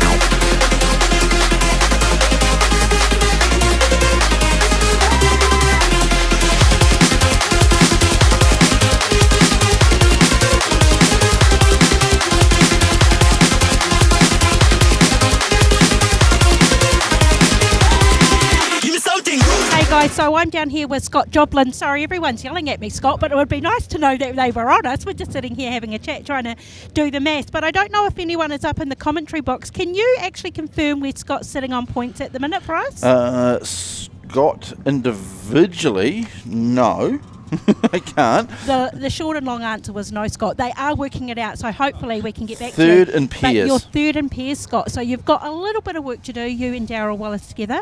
Yeah, we've just got to keep chipping away. We've got 2 more races, so we've both got to try and keep moving forward in these next ones and see how we go. And of course it all comes down to grid positions as well. I don't think they're very favourable for you guys in your second and third race, because that was a front grid start, wasn't it? Yeah, no, that's right. We had our front one then, so now we're going to have to do some more work and just try and push through as much as we can. Scott, I do want to talk about what Boston's doing up in Kihiki at the minute. I know that it's a totally different meeting and a totally different track, but how proud are you at the minute? Can you tell us what Boston's was able to pull off tonight? He was up at Kiki for the New Zealand Challenge, and the results I got back that he got a 4th, a 3rd and a 2nd, so it sounds like the Kiwi team done really well. How good is that though? Kiwis against Australia and your boy playing it up, and without you as well. I mean, I'm sure he's excited to talk to you shortly.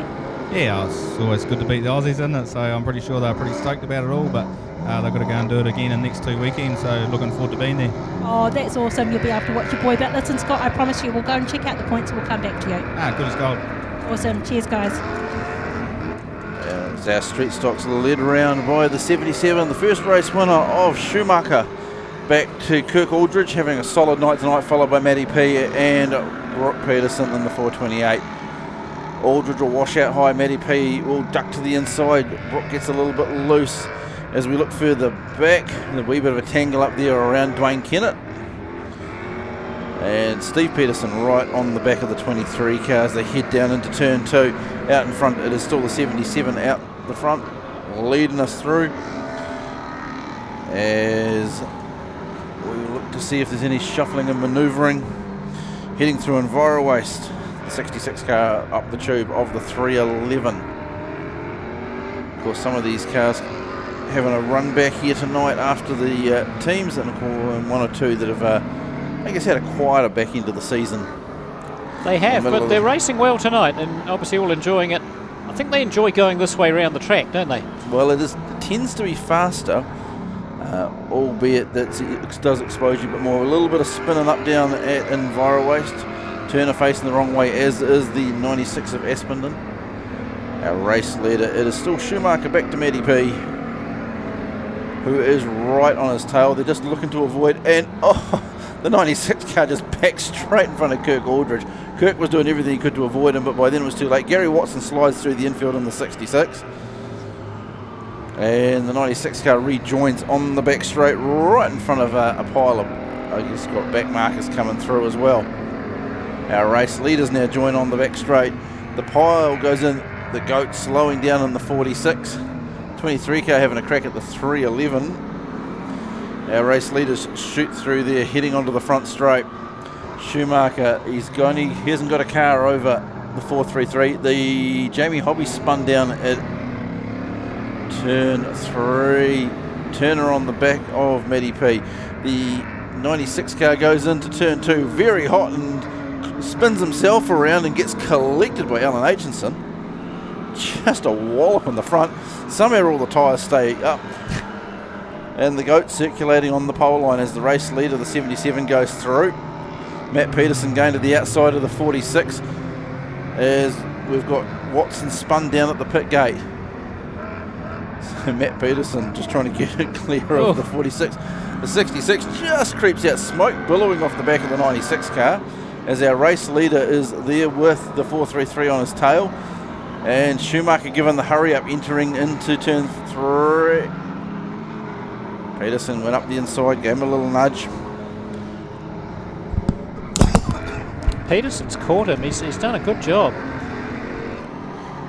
Ooh, a lot of smoke coming out the back of the 96 car now.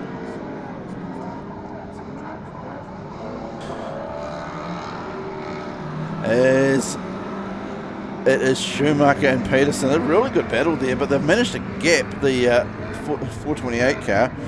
Peterson trying to give Schumacher the hurry up on the entry to the corner. He's quick though, isn't he, Schumacher? And he's got great lines. It's hard to get on the back of him. And he gets the race win out of that. Just gets the checkered flag there.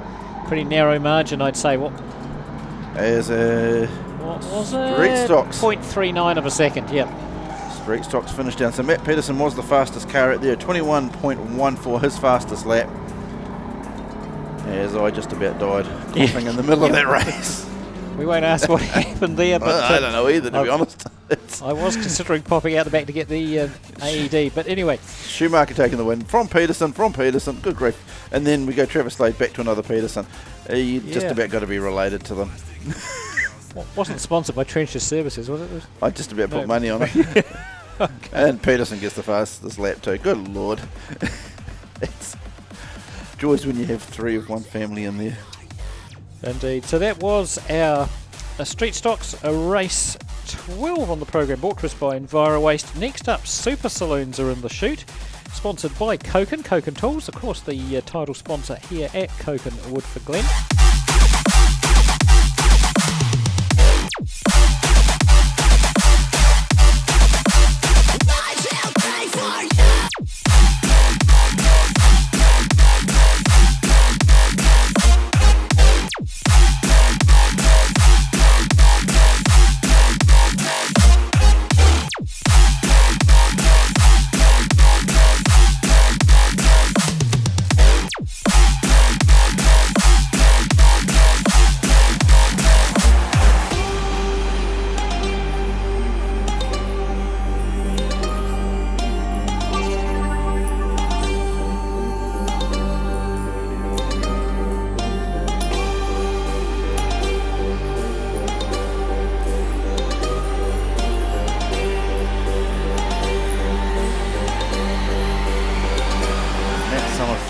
With Trevor Elliott, Ian Burson and Joe Ingram in the 3NZ car of Mark Osborne.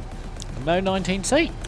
No, well that just didn't want to start. We watched that last race here.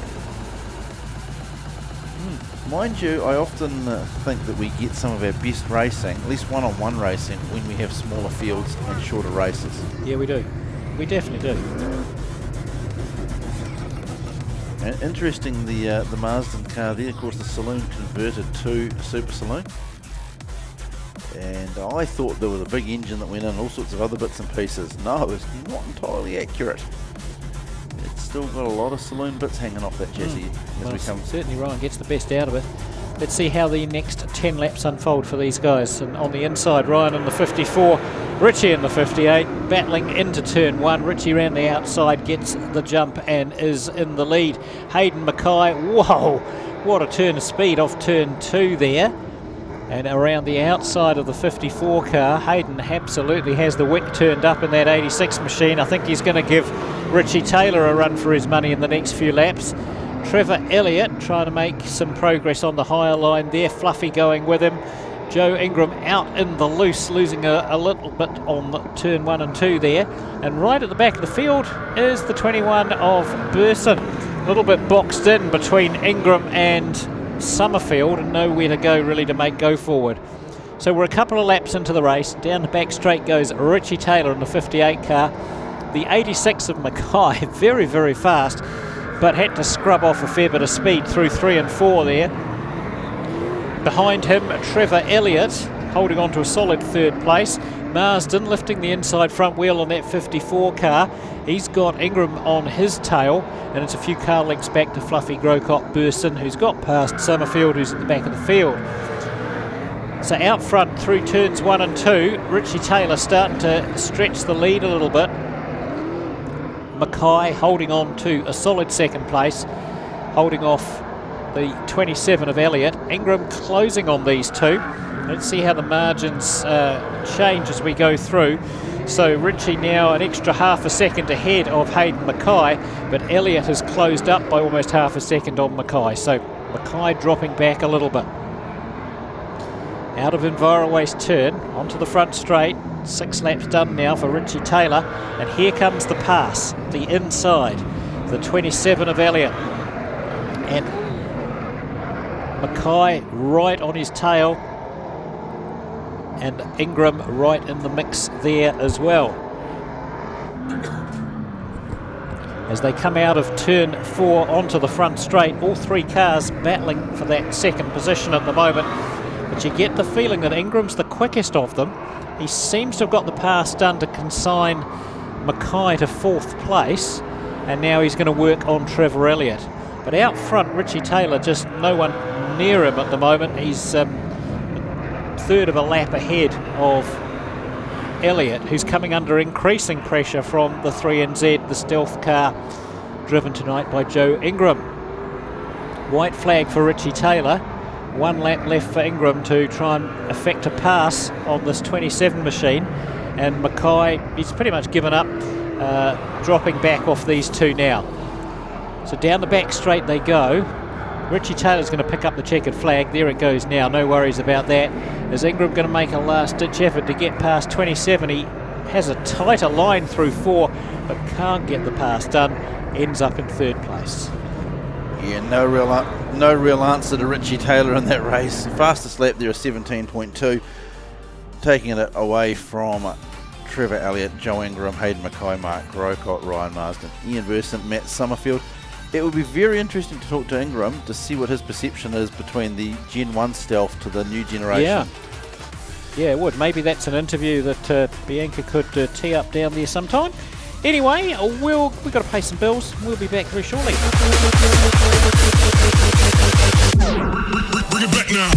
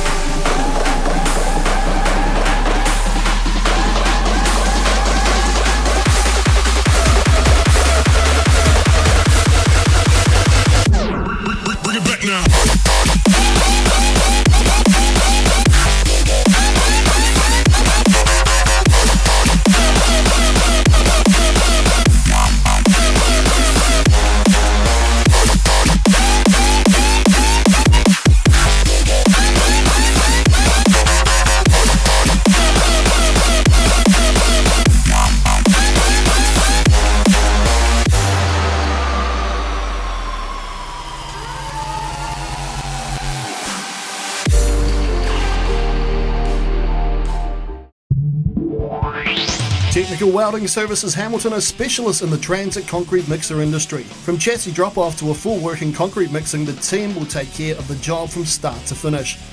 Full engineering services and general sheet metal work can also be undertaken. Need a quote? Call 07 847 2031 or visit our website www.techweld.nz. Technical Welding Services Hamilton, we are the experts.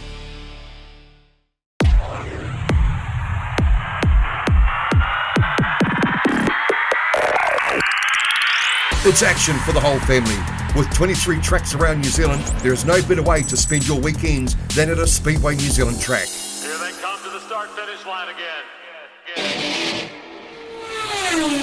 There's something for the whole family. Sprint cars, saloons, stock cars, sidecars, midgets, and much, much more.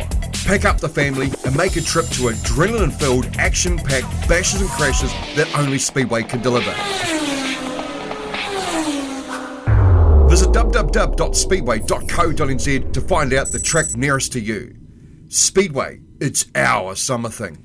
Total Access is New Zealand's largest providers of access machines, scaffolding and height services. Total Access stand by their promise of reliable service, making easy access. With access machines of all types, Total Access have the small machines right up to New Zealand's largest, with a reach of over 56 metres. With locations all over New Zealand, give the team a call today on 0800 Hire Now or visit their website at totalaccess.co.nz. Total Access, where height is within your reach.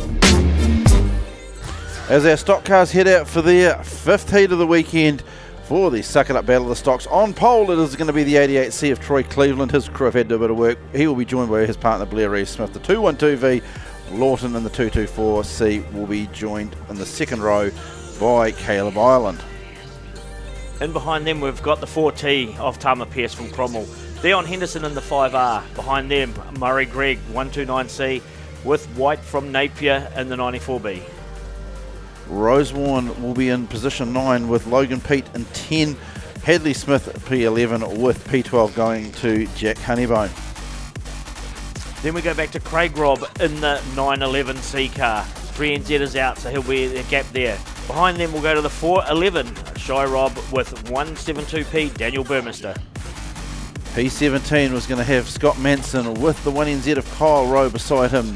The 19th position will be the 9C of Cox with Winstanley in the 82P to the outside. Then we go back to Phillips in the 5C with Taylor Lamb from Palmerston North in the 992P. Behind them we'll go the 991 of Harley Robb from Christchurch with Scott Tennant out of Auckland in the 808A. We have position 25 will have Tyler McPherson with Sturzacker on the outside of him. The 706 will be in P27 with McDonald in 28. Then bringing up the rear, we will have Sweeting's not there. There'll be a gap. There'll be Walsh out of Stratford in the 35S. Then we go back to Michael Harris in the 521C with Ben Ellis out of Wellington, 10W. Now, we looked at the points for these cars before, Ivan, and I'll just make sure I've got the right ones. When you see Tennant and Rob in the points, it's not going to help you any further when you don't know which grade it is. So, just having a little looky here. Turn the torch on. They are 35 points ahead of any other pairing. So somebody's got to stop both of those cars in a race. You physically have to stop them. This isn't one of those ones where you go, I'll let them finish in the back of the points. No, you actually have to start stopping them. So at this point, it looks like Tennant and Rob are going to run away with this. But Taylor Lamb and Connor Phillips, now we saw Phillips get dealt to out of turn 4 in the last race. They're running second, but they're only 4 points ahead of Honeybone and Hadley Smith, who are again about 11 points ahead of Kyle Rowe and Scott Manson. And Manson, of course, almost dropping away. He dropped back into the pack in that last race. So this is where the fast cars at the front, but then the partners have got to step up and get those extra points now. It actually becomes really important as you go into the final two heats. Yeah, exactly. And we are actually just looking here to push the start car right up on the wall there. As we're in the starters' hands, we're going to let them go. It is the 88 car of Troy Cleveland leading us down into turn 1. On the outside, the 212 goes out wide. Craig Robb looks like something's just let go big time with the 911. As Lawton up the inside in the 224. Oh, we've got pushing and shoving cars out to the wall, but we get through. But Cleveland's coming down the front straight here. He's lost the front end, and he's in a horrible... Burmey just about got him. Manson swerves to avoid him too. But the 88 gets away again. He got himself stuck. I think actually his front stuck in the wall. The front, as we head down into Enviroways. Shy Rob fired out wide. The pack going through. Everyone just keeping the foot hard up it, but cutting his way through the pack. The 992 of Taylor Lamb, not Kyle, is out in front. It is Caleb Island looking like at the moment, is it? It is, followed by the 212. And we've got a spin down at Enviro Waste. Everybody piled on in. So, 224 car pulling in, as is the 88 car on the back, and we're going red, because we've got one on its side in front of us. Well, I missed that. Well, that's because I was watching the monitor where the camera was, yeah. When Stanley lying on Stanley. So we're starting to get into the action side of it. We did a referee trick. It happened right in front of us and we never saw it.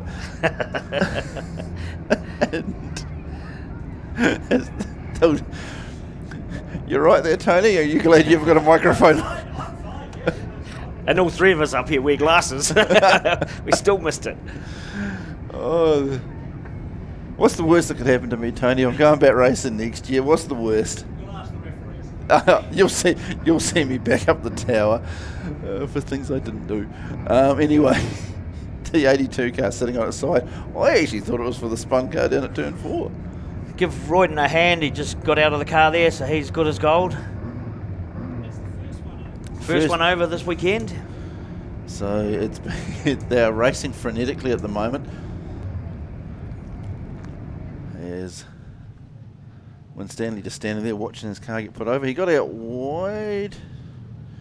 Did he? No, we're just watching the replay. Where is the 82 car out of all of this? He's just coming in now on the replay. Oh, he got put up by Walsh. Walsh just held him there and just really it was just a big squeeze. And he slid beautifully on his side there. Yeah, so he just got the squeeze from the 35S car, just guided very gently up the wall, and then slid down the track. We're going to ask him what he thinks the track surface looks like. Wow. When it's 6 inches from your head, it's always... Yep, over he goes. Just looking further back, you see Harley Robb and Scott Tennant there right in front of Mr. Whippy. Just got to finish races if you're in their boat. Yeah. As Caleb Island in the Dylan Robb car crossing the start-finish line.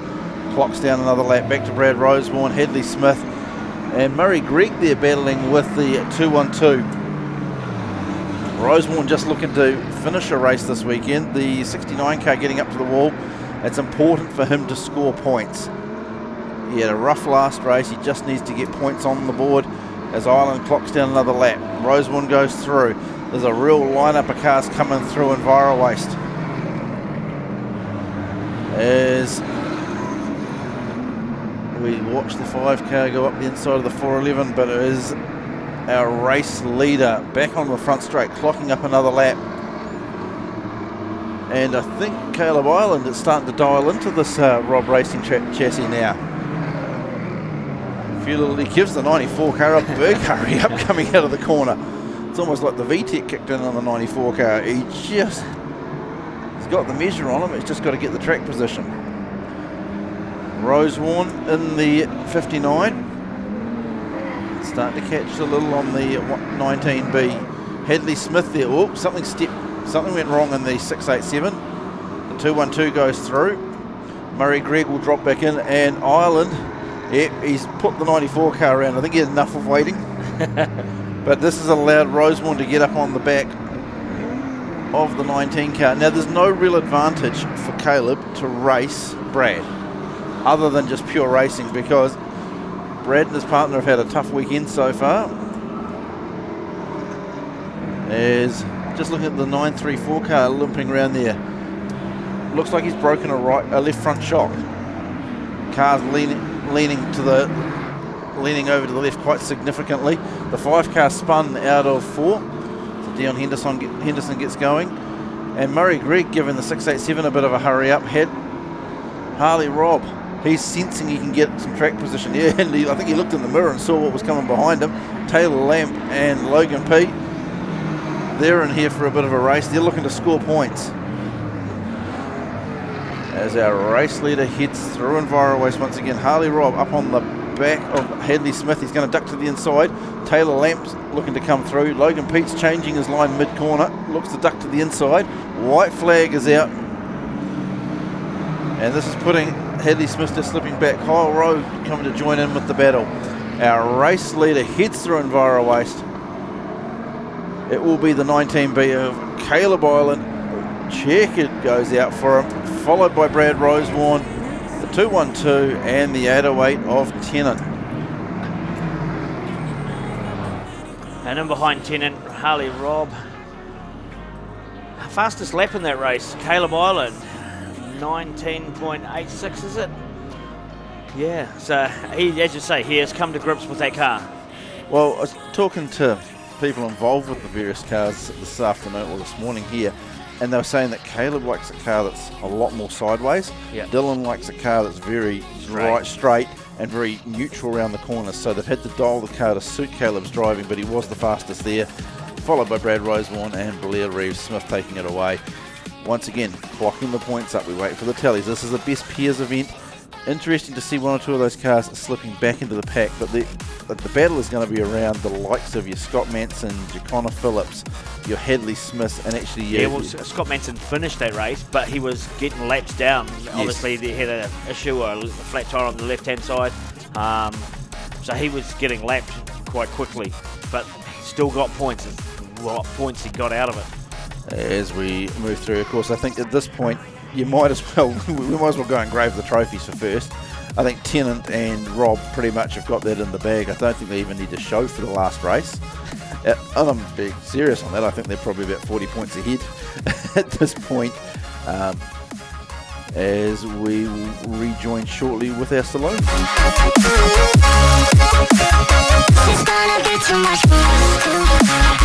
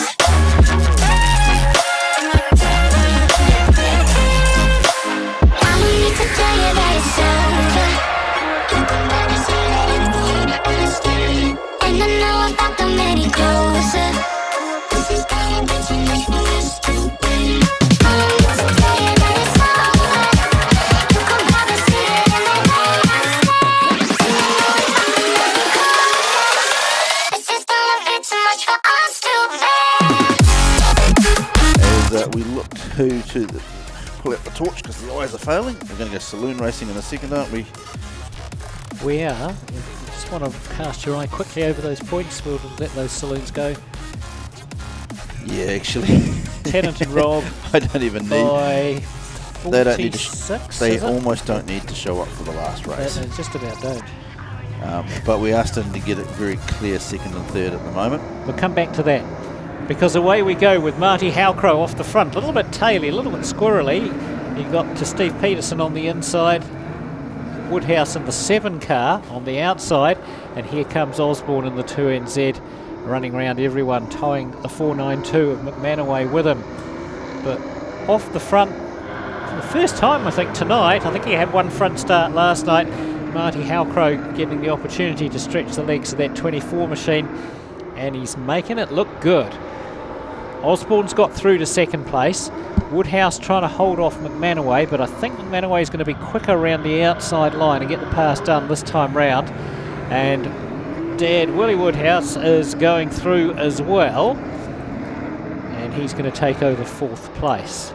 Close at the back between Letton, Peterson and Peterson, with no room for anybody to really make some moves and get past. Now what happened there to Ashton Osborne, he got very sideways I think coming out of turn 4, lost a whole lot of ground on the front car and has rejoined in 4th place, and that's given McManaway a clear run to try and get onto the back of the 24 machine. So 4 laps down now for Halcrow. holding on from McManaway, but McManaway is visibly quicker, closing the gap with each lap. It's only a matter of time before he's starting to challenge. Willie Woodhouse holding on to third place at the moment, just ahead of Ashton Osborne. And then a few car lengths back to Scott Woodhouse, Matt Peterson, who's got through that bunch at the back, Letton, and Steve Peterson behind him. So now McManaway has caught up with Halcrow. Let's see how he makes the pass happen. Up the inside, squeezes Halcrow out to the wall. Halcrow won't be impressed with that. He's spun up. A little bit of contact as the rear of the car just scraped the wall, and that'll be interesting. He was squeezed, just slightly There squeezed. was squeezing like it was a child's squeaky toy, to be honest. Absolutely right. I've seen it. But we've also said, haven't we, as watchers of it, that it's something the referees need to police better. Manaway actually had the pass. He just moved over and leant on him. Yeah. And to be fair to Halcrow, he's getting very good at trying to avoid other cars at the moment. Yes, he is. So he rejoins at the front, and we're green and away, racing again, and we're almost 3 wide there as Osborne and Woodhouse battle behind Halcrow and just about get level with him. But Halcrow has the lead. Willie Woodhouse trying his best to get past Osborne, but Osborne starts to pull away. You get the feeling that Osborne's car's quicker than Halcrow's, but is he? Halcrow's a wily character. Getting past him is not easy. He's left the door open there in turn 2. And Woodhouse almost careens into the back of the 2NZ car, has to pull out as the 2NZ checks up, and the places are unchanged. We're coming up across start finish now, 7 laps down, just 3 to go, and this is quite a battle for the lead here, with Halcrow in the middle of the track, forcing Osborne to make a clear decision to go either high or low. He goes low this time round. Halcrow's quick in that middle line, but the 2NZ car's got a lot of welly under his shoes there, and I think he's got the pass done. Fair bit of power there, pulls him through. Woodhouse will have seen that happen, and we're trying to do the same thing. He'll break in late. There he goes in now, trying to keep Halcrow up high. White flag out for Ashton Osborne. Halcrow's a bit wiser to it this time and doesn't drift quite so wide. Osborne's car lurches alarmingly there in turn 1, but he keeps hold of it. Woodhouse has just got the pass done on Halcrow. Halcrow comes back at him into turn 3. This is the last lap. Checkered for Osborne. Tight battle there for second and third, which Willie Woodhouse just gets the better of Marty Halcrow. Yeah, Halcrow keeping it together, driving beautifully in that race, but just didn't have an answer off turn 4 to Ashton Osborne or Willie Woodhouse. Matt Peterson in for 4th, Scott Woodhouse 5th. Campbell Manaway getting back to 6th, past Riley Letton and Steve Peterson. And look, on those lap times on that last lap, Ashton Osborne an 18.4. The next quickest car was Willie Woodhouse with a 19.27. So quite a difference there in terms of lap speed on that last lap.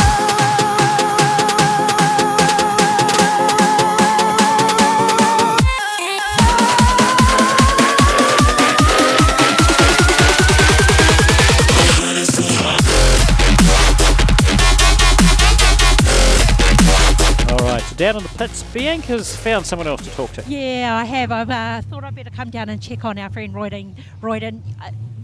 What you said was actually a really nice gentle roll, but that was far from what actually happened. Oh yeah, just got the squeeze out wide, and I kept my foot up at the triangle, and there's no room there. Up and over. And over you went, as easy as that. Yeah, pretty much. Just up and over, nice and gentle. Now, unfortunately, you were kind of not too far away from the leaders in points, but that's probably put the kibosh on the rest of the evening for a podium finish. But tell us, any plans going into your third and final?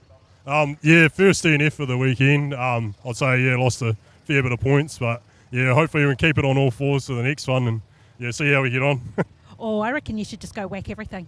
Oh, yeah, we'll see, maybe. Hey, no damage to the car though, no damage to you? Yeah, I don't think it was too bad. Yeah, hopefully it'll be all right. Yeah. Always nice talking to you, Royd, and we appreciate your time. Do you want to go and watch the Supers with me? Yeah, righto. Let's go. So we look to Heat 5, the Suck It Up Limited Battle of the Stocks. It is on the front row, Tim Ross and Harley Robb. They're leading on points. Then we go back to the 24R of Ashton with Tennant in the 808C. And behind them we've got Ethan Levine, the 46W, with Riley Evans in the 7C. Then we go to the 23R car, which is, because I get them confused, it's Kendall Ashton with Mitch Berry in the 32C beside her. With Mooney in position 9 in the 26V, with Jake Berry in the 23 car in position 10. Levine, the 5W, in 8 with his partner, the 88C of McMillan. And in behind them, we've got the 2NZ of Blair Eulenberg with Malcolm Nartai in the 19C. Back on the inside, Adam Groom from Napier in the 9B with Alex Rondell in the 95C. Position 17 will be Quinn Ryan in the 46B, Alex Hill the 95N will be in 18, Scott Joblin in the 19, position 19 with Sauce in the 55C. I'm having dyslexia. 557C in position 20. Good Lord, Ivan, do something, fix me. 25B, Kyron O'Brien with 79C, Ben Hearn. And behind them, the 118R of Bryce Steiner out of Rotorua with 4C, Braden Lennon. Then we move through into grid position 25 with the 4K of Chad Ace. The vacant spot on the outside for Ward.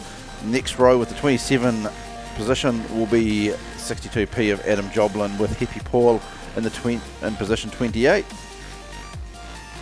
And then we go to a gap with Simon Joblin not being there, with James Stein in the 14C car. And behind them will be 1NZ Asheries, and a gap with Caleb West being out injured from last night. And Sauce getting the special treatment. Yep, he is. 3-minute bell. Just got the bonnet off there, and he is. Something's not 100% there. Just running some water. And Quinn Ryan, our current individual points leader. Here's a thought for you, Ivan, and this is a little off topic as we grid up for the Heat 5 at the Battle of the Stocks.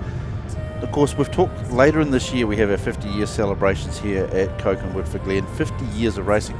How cool would it be if drivers took it upon themselves to retro their paint jobs for some of those cars? I know someone like a Mr. Nartai probably would. Yep. We've seen him do special paint jobs for Battle of the Stocks, but how cool would it be for visiting drivers and even the likes of Eulenberg? I mean, he's running the retro paint scheme, but to go full-on retro with the body, Yeah. how cool would it be for some of those cars to do it? There wouldn't be that many Hillmanums and Volkswagens and that floating around for the Superstock bodies, would there?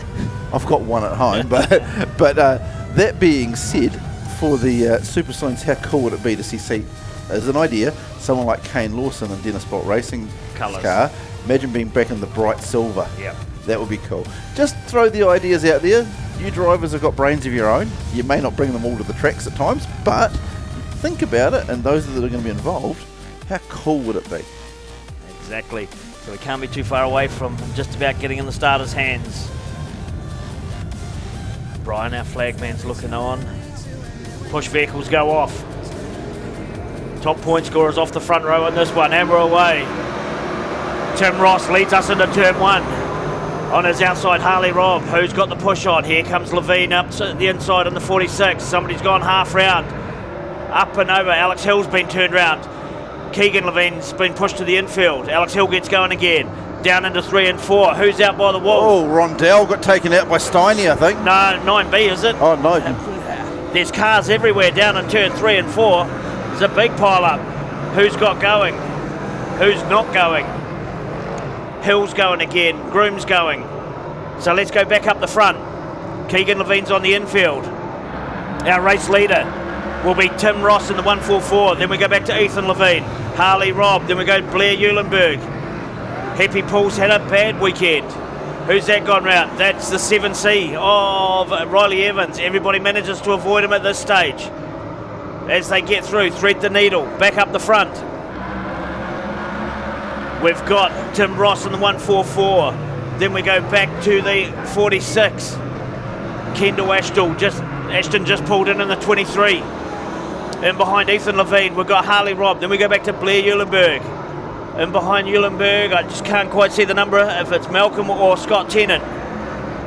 It's being Scott Tennant followed by Kyle Ashton. Then we go back to Quinn Ryan, Malcolm Nartai. Then we've got Asher Rees, back to Berry. And behind Berry we've got Chad Ace. Then we go back to James Thine, Braden Lennon, Joblin in the 62, Adam. And behind them Steiny.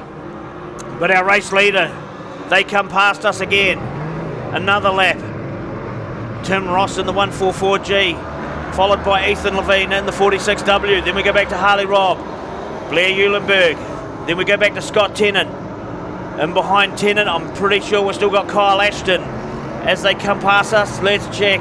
Yes, it is. With Quinn Ryan shooting up the inside. Malcolm Nartai, Asher Rees, he's about to join them. He's trying to get up the inside of Nartai. Scott Tennant just gives a bit of bumper to Eulenberg. Tennant's going up high. But our race leader comes past us again. Another lap gone. Ethan Levine, he seems to have a wee bit of pace there. Alex Hill's having a bit of a shocker. He's pulled to the infield. Tim Ross gets up the inside of the 88. Ethan Levine sitting there. Harley Robb still in that spot. Then we've got the Tennant Eulenberg battle as they go into 1 and 2. Harley Robb just gets pushed out wide. Tennant's into the back end of him. Eulenberg's up the inside. Down the back straight. Go into 3 and 4. Quinn Ryan's making up some good spots. Kyle Ashton's still there, as is Asher Rees and Malcolm Nartai. Going into turn 1 and 2 again. Harley Robb on the bumper of Eulenberg. Asher Rees is floating there thereabouts. Quinn Ryan sitting in behind those guys as they go down the back straight. Our race leader, Tim Ross, coming under a wee bit of pressure from the 46W. They come past the start-finish line. Tim Ross is still leading in the 144G. Then we go back to this next mayhem of cars. Levine trying to get up the inside of Ross. He's got some pace on the 46 car out of Wellington. Then we go back to the 2NZ of Blair Eulenberg. Harley Robb coming under some pressure. Looks like Quinn Ryan's just going to shoot up the inside of him. And he does. So Quinn Ryan takes that spot. And then in behind Ryan we've got Harley Robb, Scott Tennant. The 7 just gets turned around for his troubles. He was a back marker. It's white flag. Who's going to take the win? Tim Ross goes out wide. Ethan Levine's up the inside. Here we go, drag race. Ethan Levine over Ross. Back to Eulenberg. Tim Ross just bounced off Ethan Levine after the checkered flag and fired himself in. In behind Eulenberg we have Quinn Ryan, Harley Robb. Back to the 1NZ of Asher Rees. Malcolm Nartai, Scott Tennant. And Quinn Ryan, 19.29. Yeah, Quinn Ryan's fast out there. Ethan Levine taking away the race win from Tim Ross, although Tim tried to take our concrete wall out at turn 1. Eulenberg back to Ryan. Harley Robb coming through. Asher Rees, Scott Tennant, Malcolm Nartai, Kyle Ashton and Chad Ace. Going to be interesting to see the effect on the points as we look at that, because the top pairing will feature in the top 5. Yeah, exactly. As we move back further through, James Thine, Braden Lennon, Adam Joblin, Bryce Steiner, Caelan Mooney, Darryl Wallace, Groom, Berry, Joblin, Scott that is, and Rondell take out our top 20. And it will be that mix in the points. And I know that there's some awards that are being handed out throughout the weekend. I think that race, in my mind, has opened up a couple of those awards as we watch the checkered flag go round. Now, you might know, or someone might know, is this the car that Al used to race as a Superstock? I think so. So it's done a turn or two around here and done a turn or two around the countryside. So Ethan Levine in the 46W. As we'll be back shortly with our youth mini stocks for the 7th round of the weekend, is it? 3rd race tonight. It is, yes. So we'll be back shortly.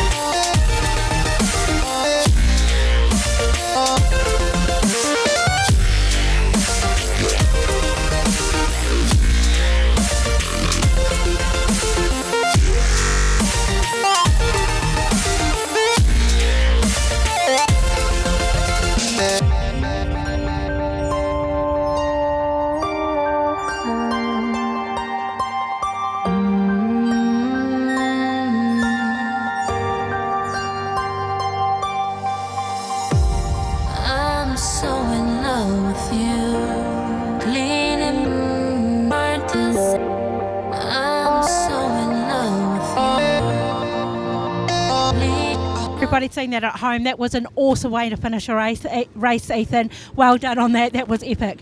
Yeah, that was a good, fast race, that one. It was me and Timmy pretty much right behind each other, and I saw the white come out, so I knew I had one lap to make an opportunity, and got it on the last corner. Got a little punt from behind from someone, which probably gave me a bit more of a little push through, but it was a hard, fast race, that one. Tell us, it looked super fast from where we were all watching from, but talk us through it. 15 laps seems like an eternity. Oh, it was. I was probably halfway through, and I was like, damn, this white flag's got to be coming out soon, but I was starting to get a bit hot in there. Feet were getting a bit hot. I was ready to get out, but come through, got the dub. I'm happy with that. Yeah, well done. You've only got one more race to be able to hold it together. But poor old Keegan over here hasn't finished. We'll probably cut away so that you can go and help the crew. We did hear Dad say a few at Spleeter, so it's probably not so good. Oh, I don't even understand a word you just said right there, but yep, sounds good. Go check on your brother. That's what I meant. Awesome. Cheers, Ethan. Just looking, there's a couple of gaps There midway are through a few the pit. gaps. But Emily Brooks off the front there. Jackson Hootos seems to have got the rubber band wound up on the 10 machine again. Oh, we've gone into the wall, multiple cars there. Yeah, we sure what led to that. Red light will come on though, but I think we were in the wall and a couple of them joined just to make sure that they stayed there.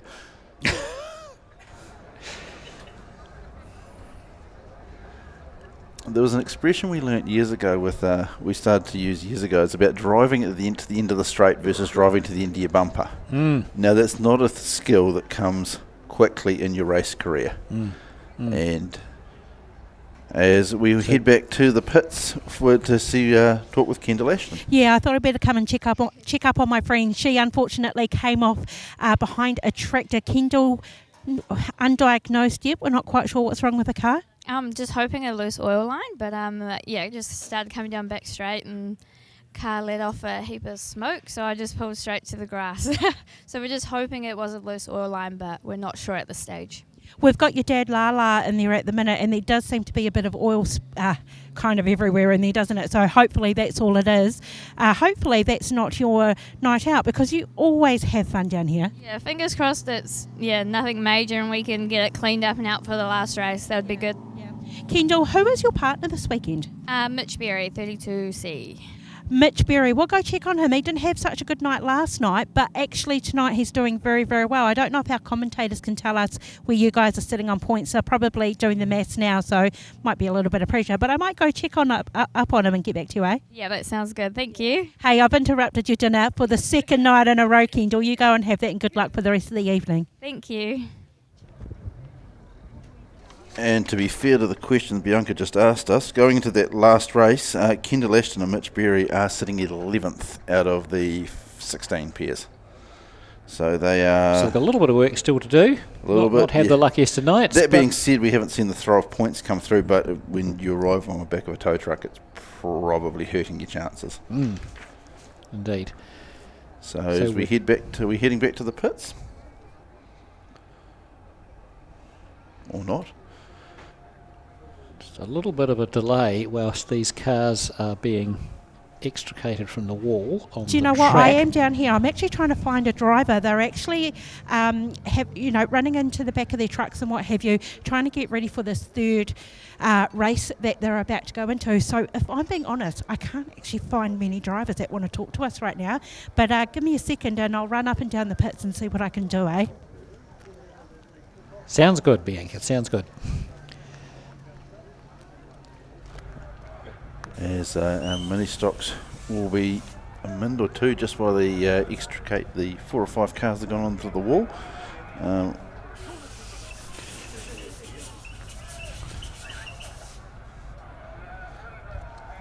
Yeah, Alex Hill, well, he's actually... Oh, yeah, we've got a couple happening here. If our cameraman can hop down in here, and I'll see if I can find a driver, because there's lots of... I think that might be diff oil coming out of here. Alicia again. Here we meet again. Can you talk us through what's happening here? There's a shaft we think that's broken in the diff, but we're not sure which one. The drive shaft's working, but there's nothing connecting it from that side to the diff. Do you know what? All that sounds like gobbledygook to me. I mean, look at your lovely husband. He's got a smile on his face. He loves it. He gets in here. Come and talk to us, Alex. What bad luck has happened tonight? Oh, everything, man. I haven't had much luck this weekend. Poor old Quinn, he's been fighting the battle for us. But, yeah, last night we lost the lift arm broke and then the drive shaft. Grabbed the drive shaft and smashed that. And now, yeah, we were humming along that race pretty good and all felt good, and then just all of a sudden lost drive. So we've either, I know the quick change gears are both there and the drive shaft spins, but there's nothing happening in between. So we must crown wheel or something else. So yeah, bit of a bugger, but yeah, sorry to Quinn. He's a legend making all this trip down, and yeah, I haven't stood my ground for getting points for him. So hopefully he can go out there and win as individual. But yeah, sorry to him. Oh, look, he'll come down and shake your hand anyway. You guys are great people, but you know what that actually sounds to me is just something that's really, really expensive to fix. Yeah, a bit of a bugger because I blew the diff at, I got the pole line and it smashed my centre section at the 240, so 2 diffs in a couple of weeks. The price tag's getting up there for sure. Blimmin' heck, he's rough on gear. What are we going to do about this? Oh, I dare say we're going to be eating spaghetti for the next 2 weeks. I'll send you a care package courtesy of the Pits Media, eh? It's all good. It's racing. At the end of the day, it's our hobby, so we'll do whatever we can to make sure he's back out there. Yeah, and you guys are actually a really cool racing family as well, and I do love that. No matter how bad it gets down here in the pits and the racings, you always have a smile on your face. You're always happy to talk to us, and you're just such great ambassadors for the sport in both classes at your race. Do what we can. It's what we love, and we go out there because we love it, and we get to take the family along with us everywhere we go, so it's cool. It's a cool environment, and we love it. Absolutely, that's what it's all about. We do have a lull at the minute. We hate mini stocks on the track at the minute with a red light and an ambulance going out. We do hate that, so we're going to let you guys try and figure out how to fix this beast over here, and we'll carry on down the line. We did try and grab Malcolm Natai, but he's done a runner, so bear with us, guys. We'll keep walking down here, but thanks for your words. Expect that care package soon, Alicia. Hey, we'll see if... Actually, let's go and have a quick word with Tim Ross. He loves an interview, our man Tim Ross. Tim Ross...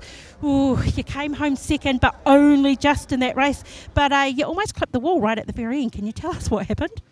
Yeah, well, I ran out of talent. So it's pretty embarrassing when you lead the race from to the last corner. But yeah, Ethan pit me, stuffed up the last corner, went a bit wide on the slick, couldn't get enough grip. And then me and Ethan tangled going down the back, or front straight, sorry. And when we both came off the wall with the checkered flag, his bumper was still locked in my wheel and it squared it up and I just went off into the wall. But that's all good. Oh. Damaged just the bumper corner a little bit, and we'll do some setup stuff to make it better so we don't have that in the next one. How annoying is it, though, that, Tim, it's happened right sort of quarter of the lap to that finish line? It is what it is. Stock cars out, so we've got bumpers, and we'll go out there and see how we go on this time. Me and Harley off the back, but we're looking pretty good, so we'll make some changes and we'll see where we go. Yeah, you are. I mean, in terms of your success this weekend, you and Harley have definitely been in fine form, the pair of you. Yeah, we're going good. We're sneaking in there, but...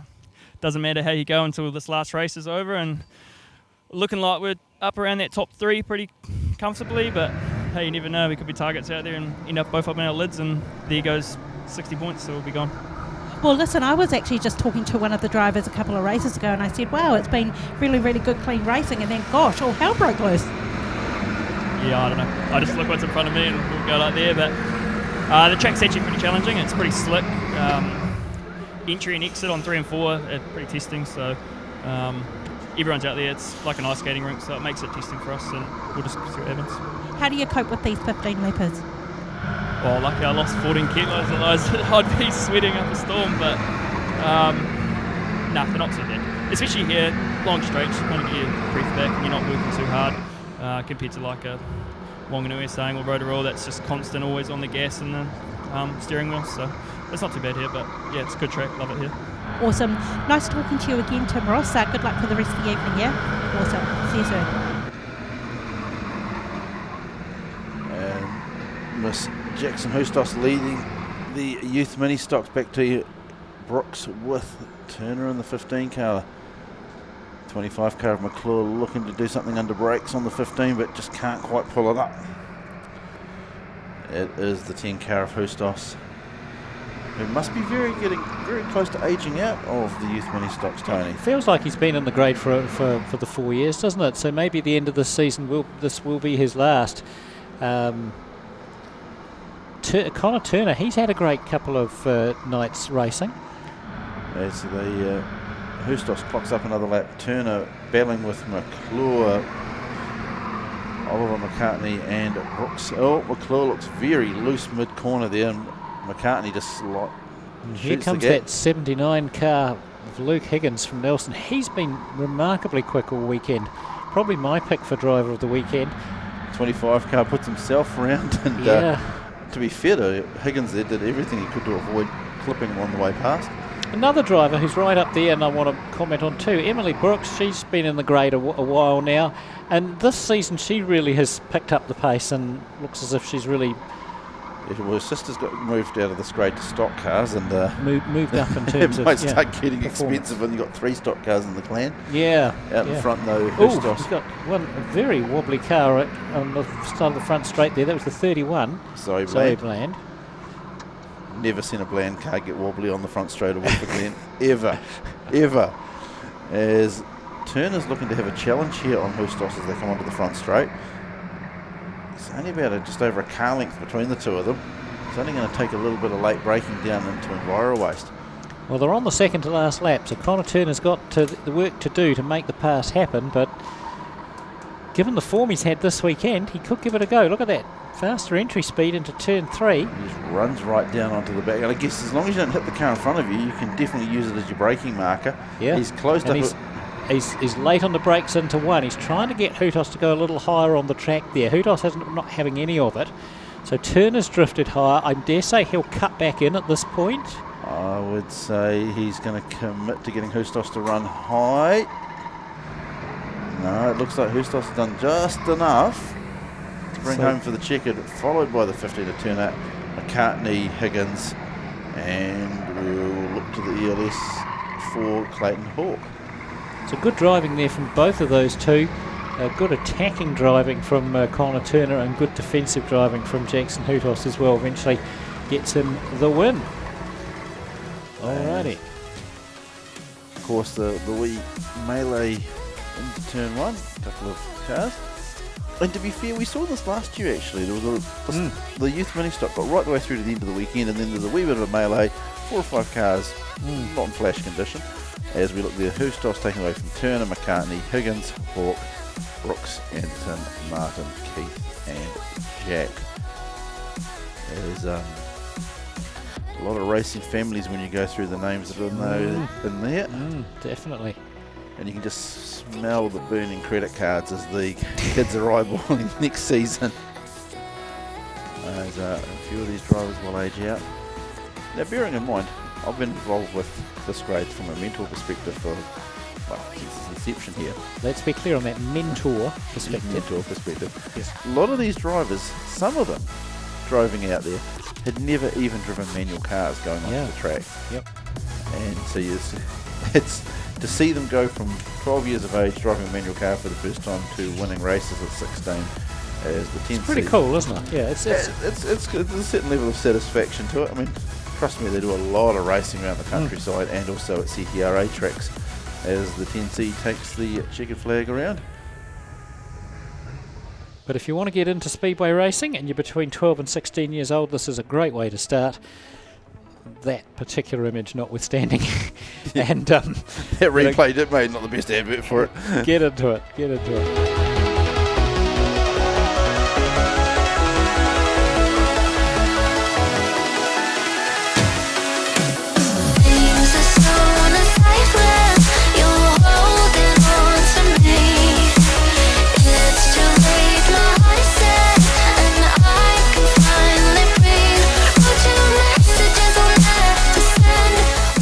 I do actually. I'm down here. I'm trying to get through as many drivers as we possibly can, and I've landed here with Kane McDonald. Kane, it's a long way to come from Wellington, but you've still got a smile on your face.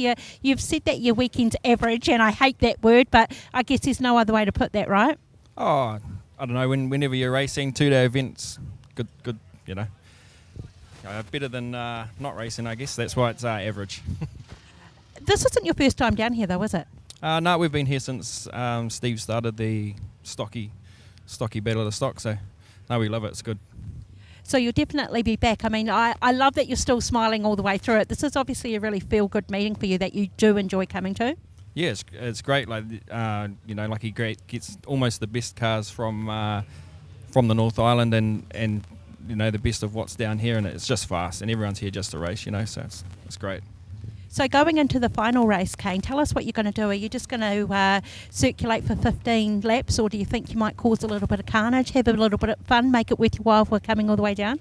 Oh no, we'll probably definitely just circulate in this one. We tend to get into a bit of mischief everywhere else that we go, so it'll be great to just drive it on the trailer for 2 nights. Yeah, the last thing that you want to do is take it home wreck day. Yeah, we seem to do that every other week, so we'll try and keep out of trouble in this one. Hey Kane, I do wish you well for that last race, and a very safe journey home too. All right, thank you, same to you. Awesome, nice talking to you.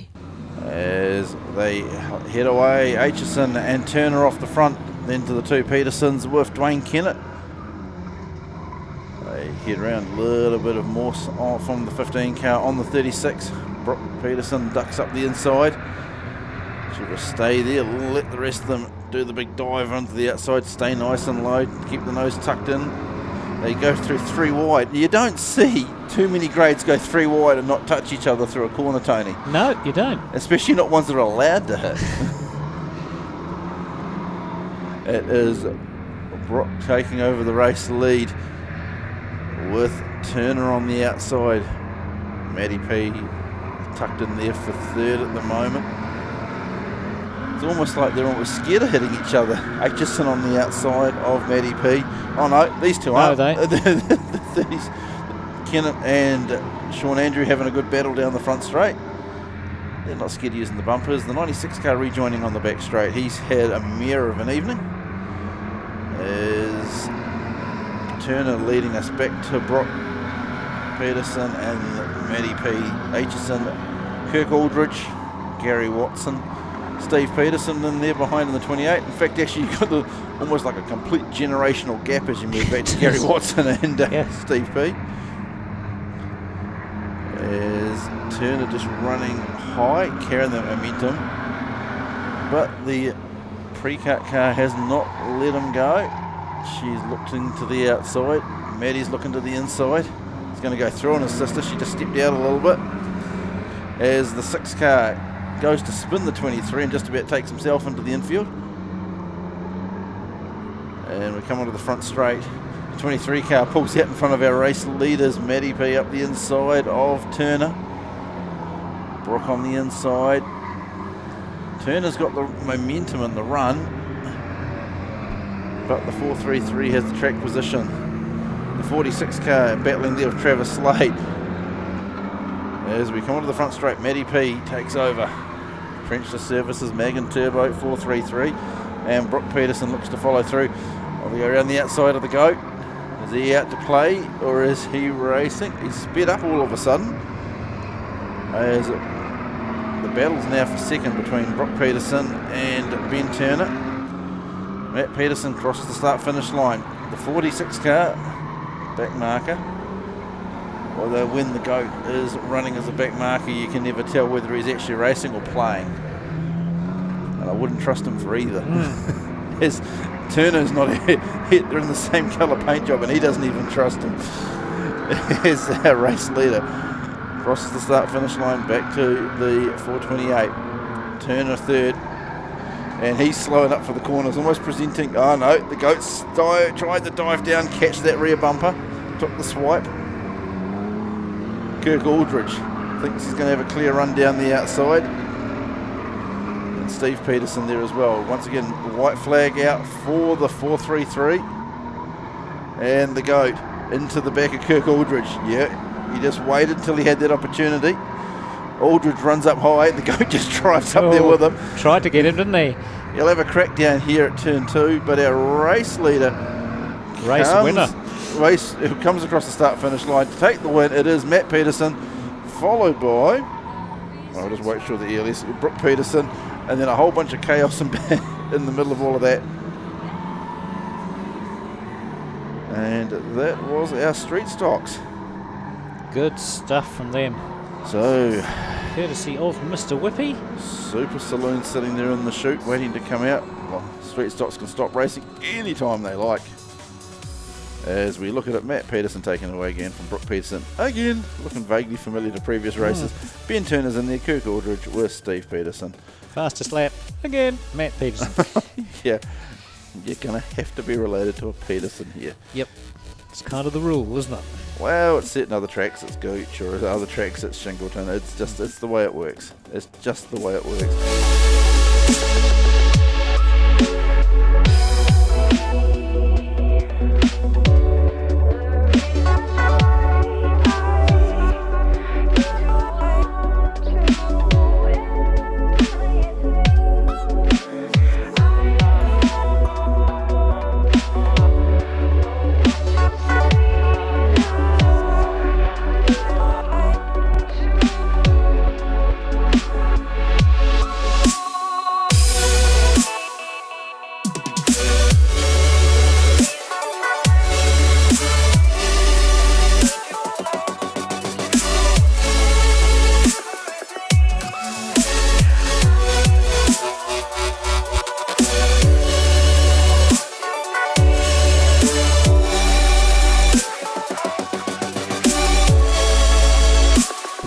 Seen Richie Taylor coming to grips with that new car. We've seen Malcolm Nartai really enjoying his new Stealth chassis this season, and of course we've seen Mark Osborne return to the track in that new 3NZ machine. So there's been lots to enjoy with Super Saloons this season. One more race tonight. We'll have them back in 2 weeks' time for our final meeting in a modified invasion. Away we go. Matt Summerfield off the front leads them away. He's got Hayden Mackay up the inside, and he's got a rampant Joe Ingram behind him trying to find a way past. Not easy at this early stage of the race. Summerfield drives a very steady line. What's happened further back there? Burson's drifted out wide, and that's allowed Elliott to come through. Almost chopped the front off the 58 car there of Richie Taylor. Didn't realise he was there as he was running up the inside. Behind them, Grocott and Marsden battling away. Out front, Ingram's got to the lead and will probably lead this race away, I think, given the form of that 3NZ car earlier in the night. Summerfield having a good run, though, in second place at the moment. Battle for third between Elliott and the 27 and the 86 of Mackay, and they've just been joined by Richie Taylor, so it's a three-way battle for third, and a fair bit of competition over a relatively small amount of racetrack, you have to say.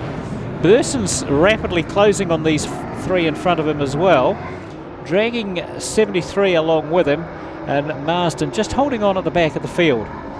So coming off turn 4 in Voroway's turn onto the front straight, ticking off lap 4, that's the 3NZ car, the Stealth chassis, driven tonight by Joe Ingram. He's got a good handy lead over Matt Summerfield, who's having probably his best race of the night. One of his best races of the season, you'd say. Holding on to a solid second place here. The car looks very well set up. Behind him, Richie Taylor's just got the nose in front of Trevor Elliott. Those two battling away there for third and fourth. The 21N car trying to close the gap on them. Ian Burson often gives his best performance earlier in the night, and he did, I think, in that first heat that we saw.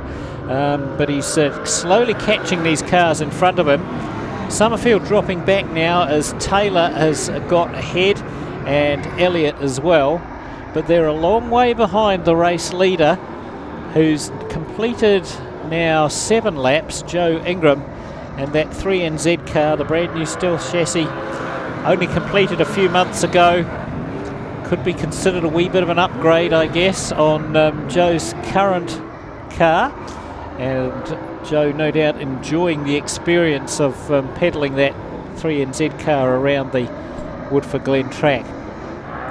Richie Taylor holding on to a good second place at the moment, but Trevor Elliott not letting him go, just a couple of car lengths back.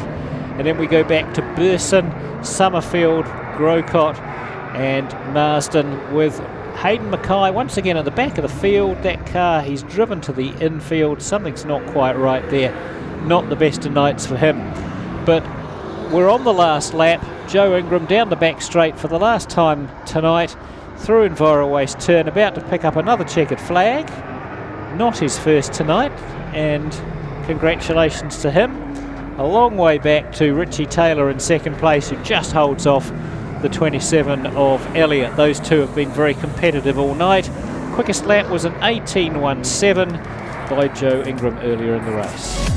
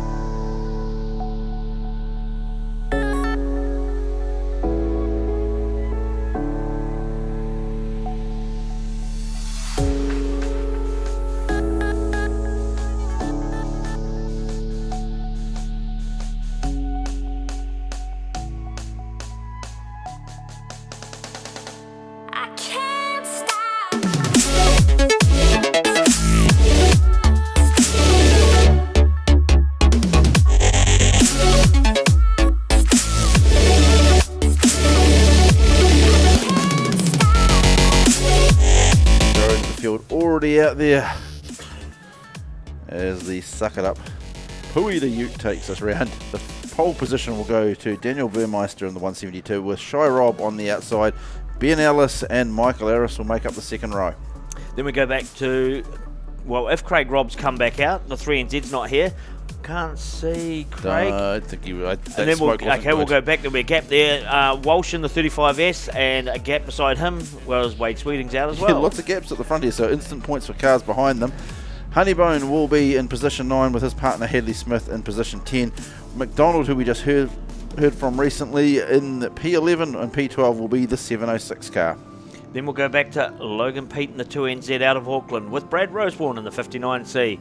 Behind them, the 15V of Sturzaker out of Wanganui and Tyler McPherson in the 136. Position 17 will be the 94B of White. Murray Gregg will be in position 18, the 129C. Then we go back to Tennant in the 808A and Harley Robb in the 991. And behind them we have Dion Henderson in the 5R out of Rotorua with Tama Pearce in the 4T from Cromwell. 992P, Taylor Lamp out of Palmerston North with Phillips in the 5C from Christchurch. The 19B will be in position 25 with his partner, the 224C, out on the outside. When Stanley, assuming the cars are back out there, will be in position 27 with his partner, the 9C of Dan Cox. And then we'll go back to the 212V of Reeves Smith out of Wanganui with the 88C of Troy Cleveland from Christchurch. Then we'll go back off the rear, 1NZ Kyle Rowe out of Palmerston North with 69C Scott Manson from Christchurch. So instant points for places where there's gaps. Yep. So where there's a nice gap, and there's about 3 spots in the front, so everybody at the back gains 3 points on the car. There's 4 cars in the front. That being said, we have looked through this a few times. Harley Robb and Scott Tennant so far ahead at the moment, 46 points ahead. You probably have to, second place cars have to stop them from actually finishing and win the race. We'll have some of the second and third place cars got some friends that are right out of the points that might help them. Friends? Friends? What about the stock cars? Friends?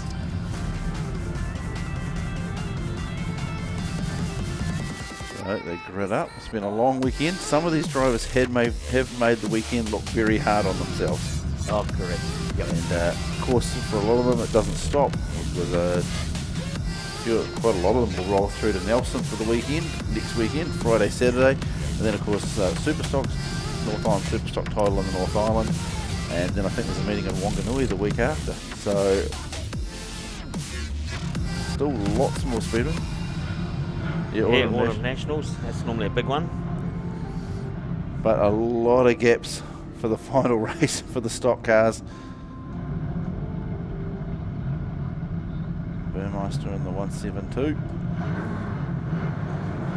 Shy Rob, his partner on the outside, pushing from Waikalaris as the fireworks go off.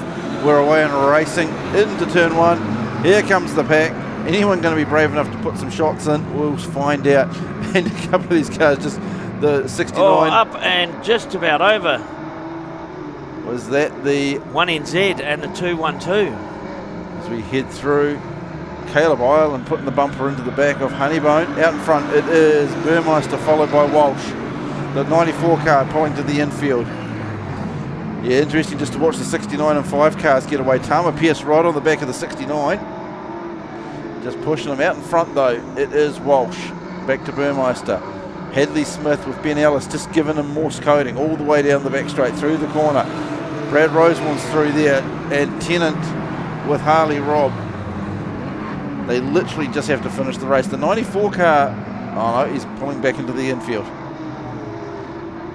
Honeybone slipping back into the pack. As Harley Robb up the ins. I know the Blair Reeve Smith pulling to the infield on the front straight. Harley Robb went through on the 2NZ of Pete. And bearing in mind, first race of the weekend, Harley Robb didn't actually finish. True. So for these two to come through, Tennant and Harley Robb at this point, Manson just circulating for a position on the podium. Walsh leading the race. Burmeister looks like he's got the slightly better handling car. Shy Rob just rejoining on the front straight. As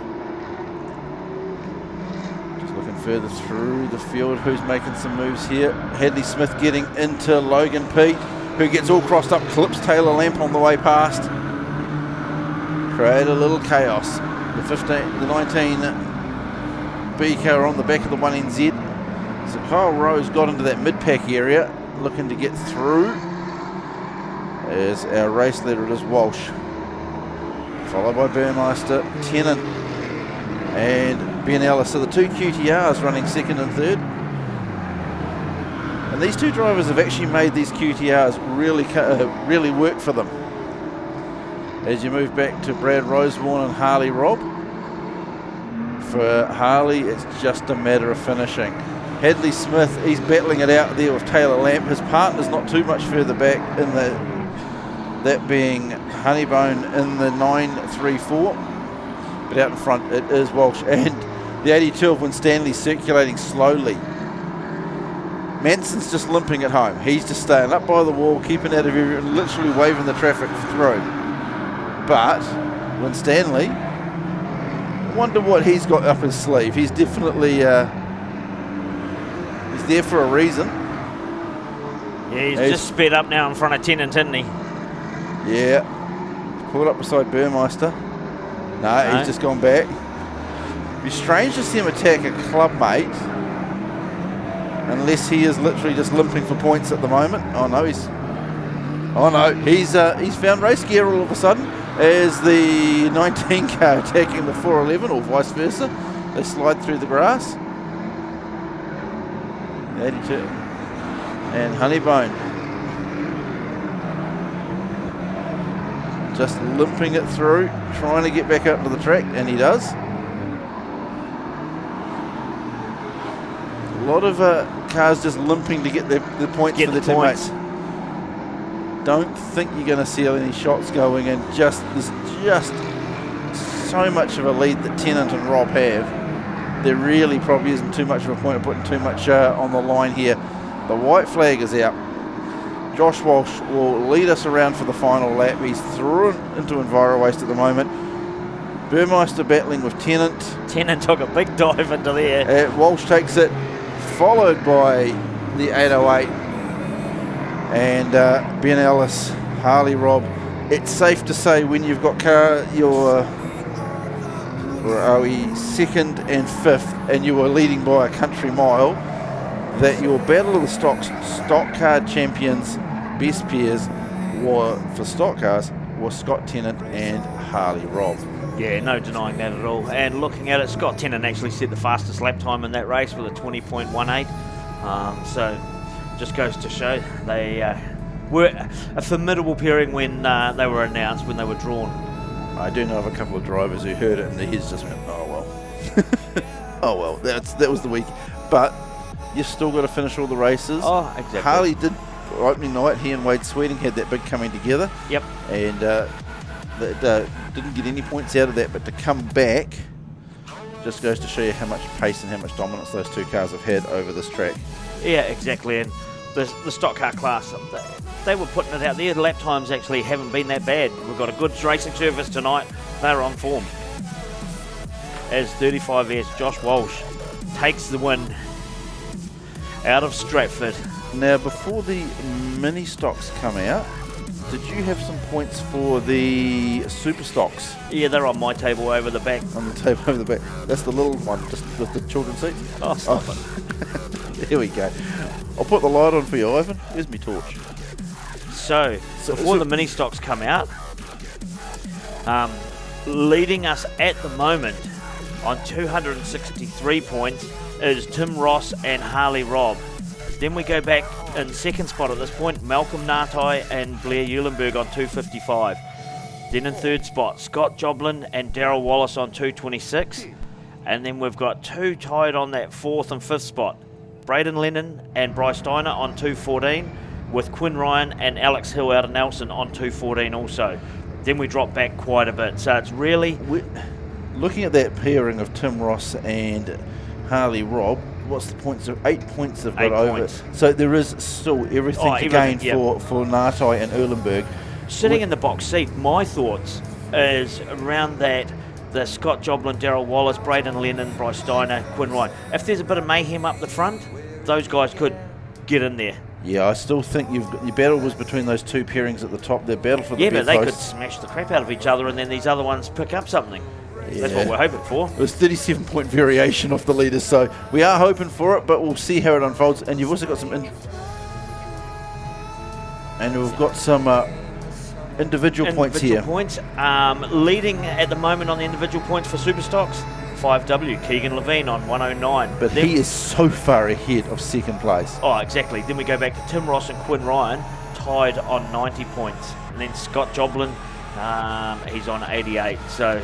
yeah, they've got a lot of work to do. Keegan Levine, he's 19 points ahead. Yep. They've got to stop him and win the race. Exactly. That's how it's going to work for points on those. Yep. So Keegan's either going to come under immense pressure, or we did hear we still don't know what the damage was on the 5W car. We know that Al wasn't too happy when it came in. Yep. So he's actually got to rejoin the field for that final race. If he doesn't rejoin, that throws it open to all and sundry. And then our clerk of the course just popped in and said there's possible runoff for individual points on the stock cars between 1NZ and 808 Scott Tennant.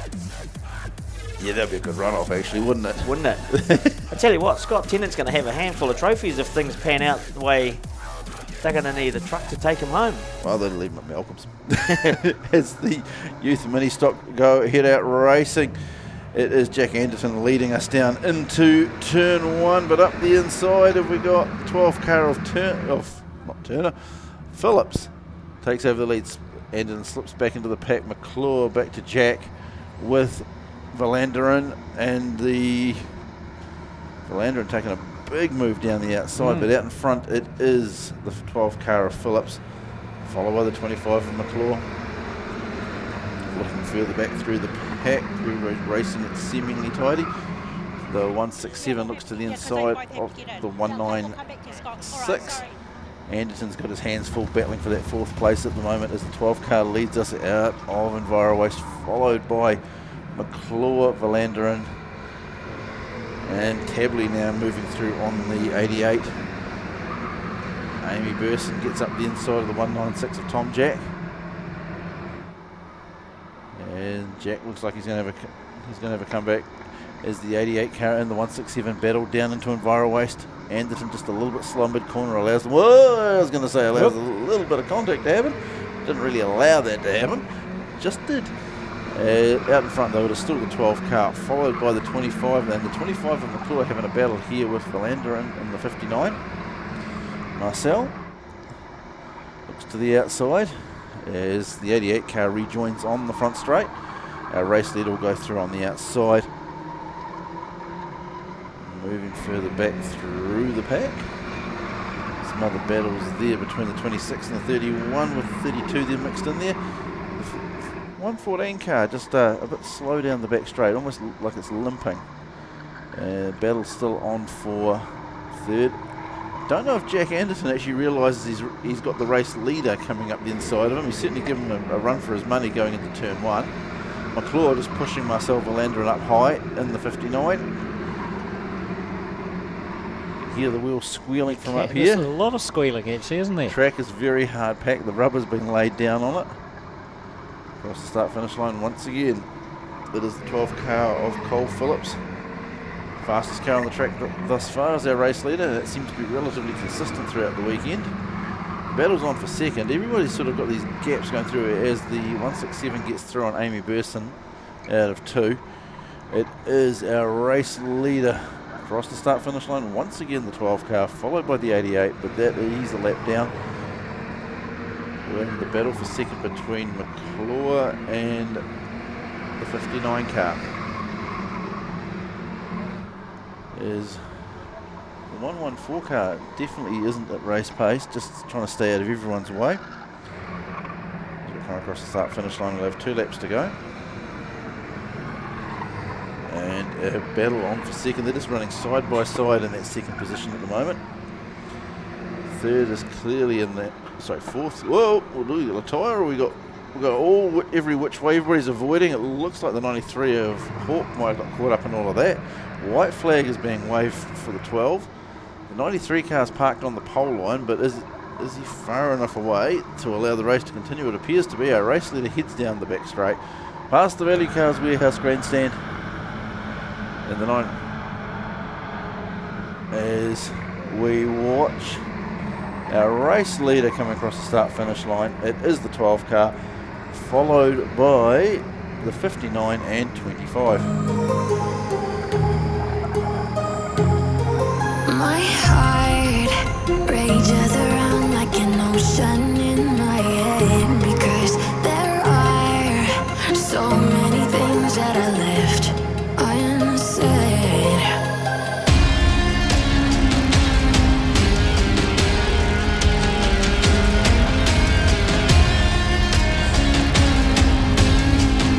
Well, there we are. Cole I'm trying to figure out whether the computer just crashed. Oh no, it didn't. It's just the screen's going off. Cole Phillips took that one away and also took away the fastest lap by 21.55. About the same time as a street stop. And yes, and we have heard, so block your ears if you don't want to know, and if you're streaming it on your phone as well, you already do know.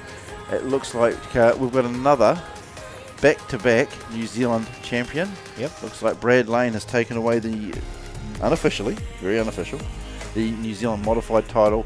And to be fair, Brad Lane is, without question, my favourite modified driver to watch.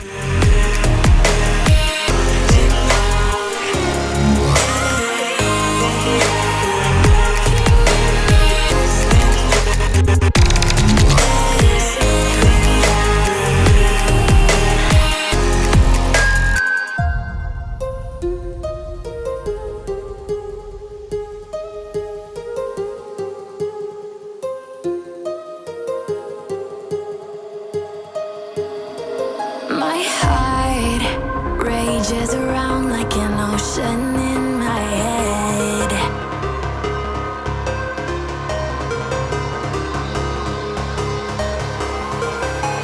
I can almost feel you walking in the distance, but I know that it's not real. Are you building a new commercial business or home? Or is it time that your existing premises had a repaint anywhere in the South Island? Then Anderton Decorators have you covered. From floor to ceiling, wall to roof, Anderton Decorators offer the latest techniques, equipment and technology to make even the hardest tasks seem simple. Anderton Decorators also has the expert team to take the frustration out of your next project. Call Shane today on 027 Painting. That's 027 724 6846. Anderton Decorators. We have you covered. The St. Nicholas is a familiar sight around Bluff as she steams out to capture Can-Do Fishing's famous Bluff Kinner. Once caught, the Kinner is brought back to the purpose-built factory in Bluff where it is processed, packed and shipped fresh to you. But that's not all that Can-Do Fishing can do for you. Try some of their green-boned fish or delicious power products and you will soon see why seafood from the Bluff is world famous. So head to your local fish market or supermarket and ask for Can-Do Fishing Kinner, fish or power. Can-Do Fishing, there's nothing we can't do for you. It doesn't matter how hard the job is, we suck it up and get it done.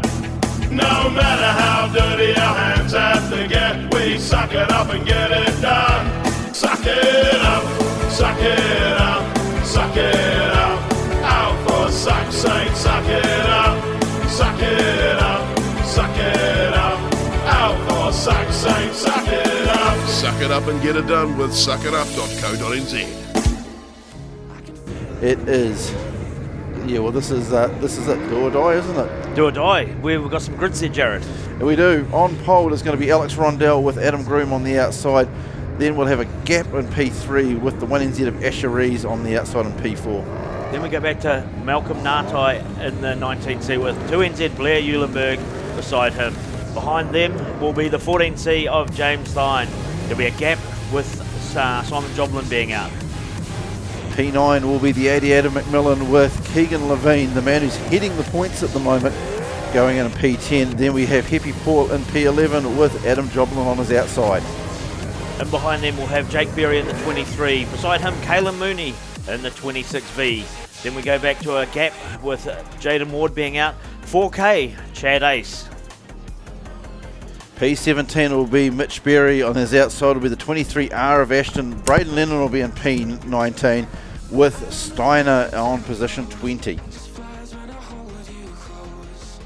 So they've reset. So P25 is going to be Scott Tennant with the 24R of Ashton to the outside. Sauce in the 557. Must have taken some pills somewhere and got myself sorted. Will be in P27 and the Scott Joblin will be on P28. Then we go back to Harley Robb in the 231C with Tim Ross in the 144G out of Gisborne. 95N, Alex Hill from Nelson, paired up with Quinn Ryan, 46B from Napier. Close up there. Close up the shot there of James Stein just a second ago. Of course, the 14C car up for sale. Well, the outer bit, the big expensive bit that makes noise in the middle is not. And that's, we're talking, I'm sure they'll sell James if it was came down to it. 23C, might get a read. Jake Berry. So they're gridding them up. The clerk of the course hops in the Can-Am.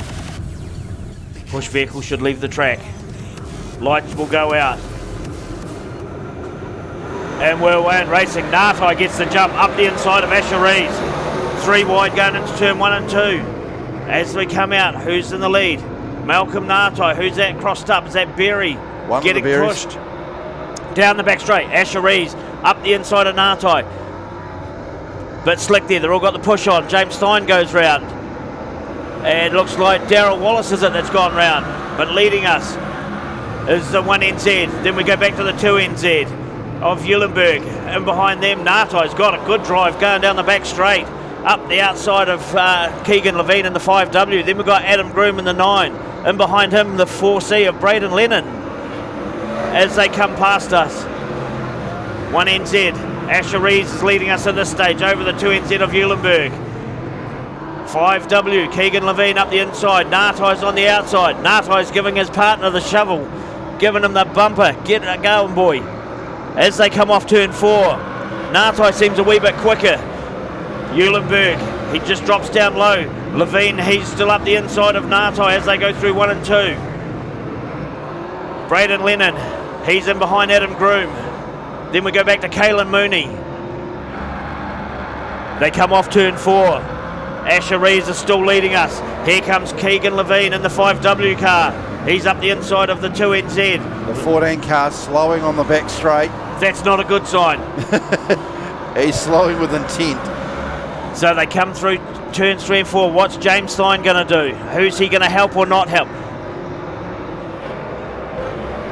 Look at the with a belch of flame out of the 1NZ. So they go through. Asher Rees goes through. James Simon's just sitting up high. He's picking up a bit of speed. Who's he going to sit parked in front of? Keegan Levine goes through. Blair Eulenberg still sitting there in that next spot.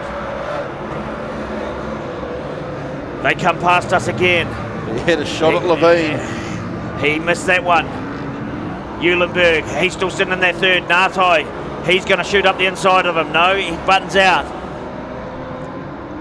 They go through turns 3 and 4.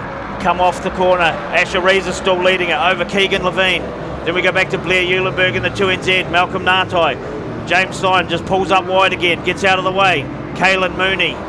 Then we on the outside of Mooney, I think we've got Adam Groom. Then we go back to Adam Joblin. In behind Joblin, we've got Braden Lennon. Then we've got Berry, is it? Just pushing up the inside there. But our race leader, he's getting chased down. Keegan Levine in the 5W. He's chasing him down pretty good. As they go down the back straight. Scott Tennant, what's he doing? He's just got going again. Asher Rees is still leading us as they go into 1 and 2. Then we go back to the 5W of Keegan Levine. And behind them we've still got the pairing of Malcolm Natai and Blair Eulenberg. Then we go back to the 26 of Mooney. 9 is Adam Groom, the 9B. Then Adam Joblin. But they come past us, rack another lap off. Nothing much happening at this stage, just fast, hard racing. Natai's trying to get up the inside of the 2NZ. They're just going to go side by side for this race. White flag is about to come out for our race leader as he comes off turn 4. Asher Rees, the 1NZ, picks up the white flag. Keegan Levine is still in that second spot. Bit of smoke coming out of the 4 car. He's just going to limp it home with some points, I'm picking. Here comes a bit of a dive. Who's that from? That Tennant. But Asher Rees takes out the last heat, followed by Keegan Levine. Then we go 2NZ, Eulenberg, Natai.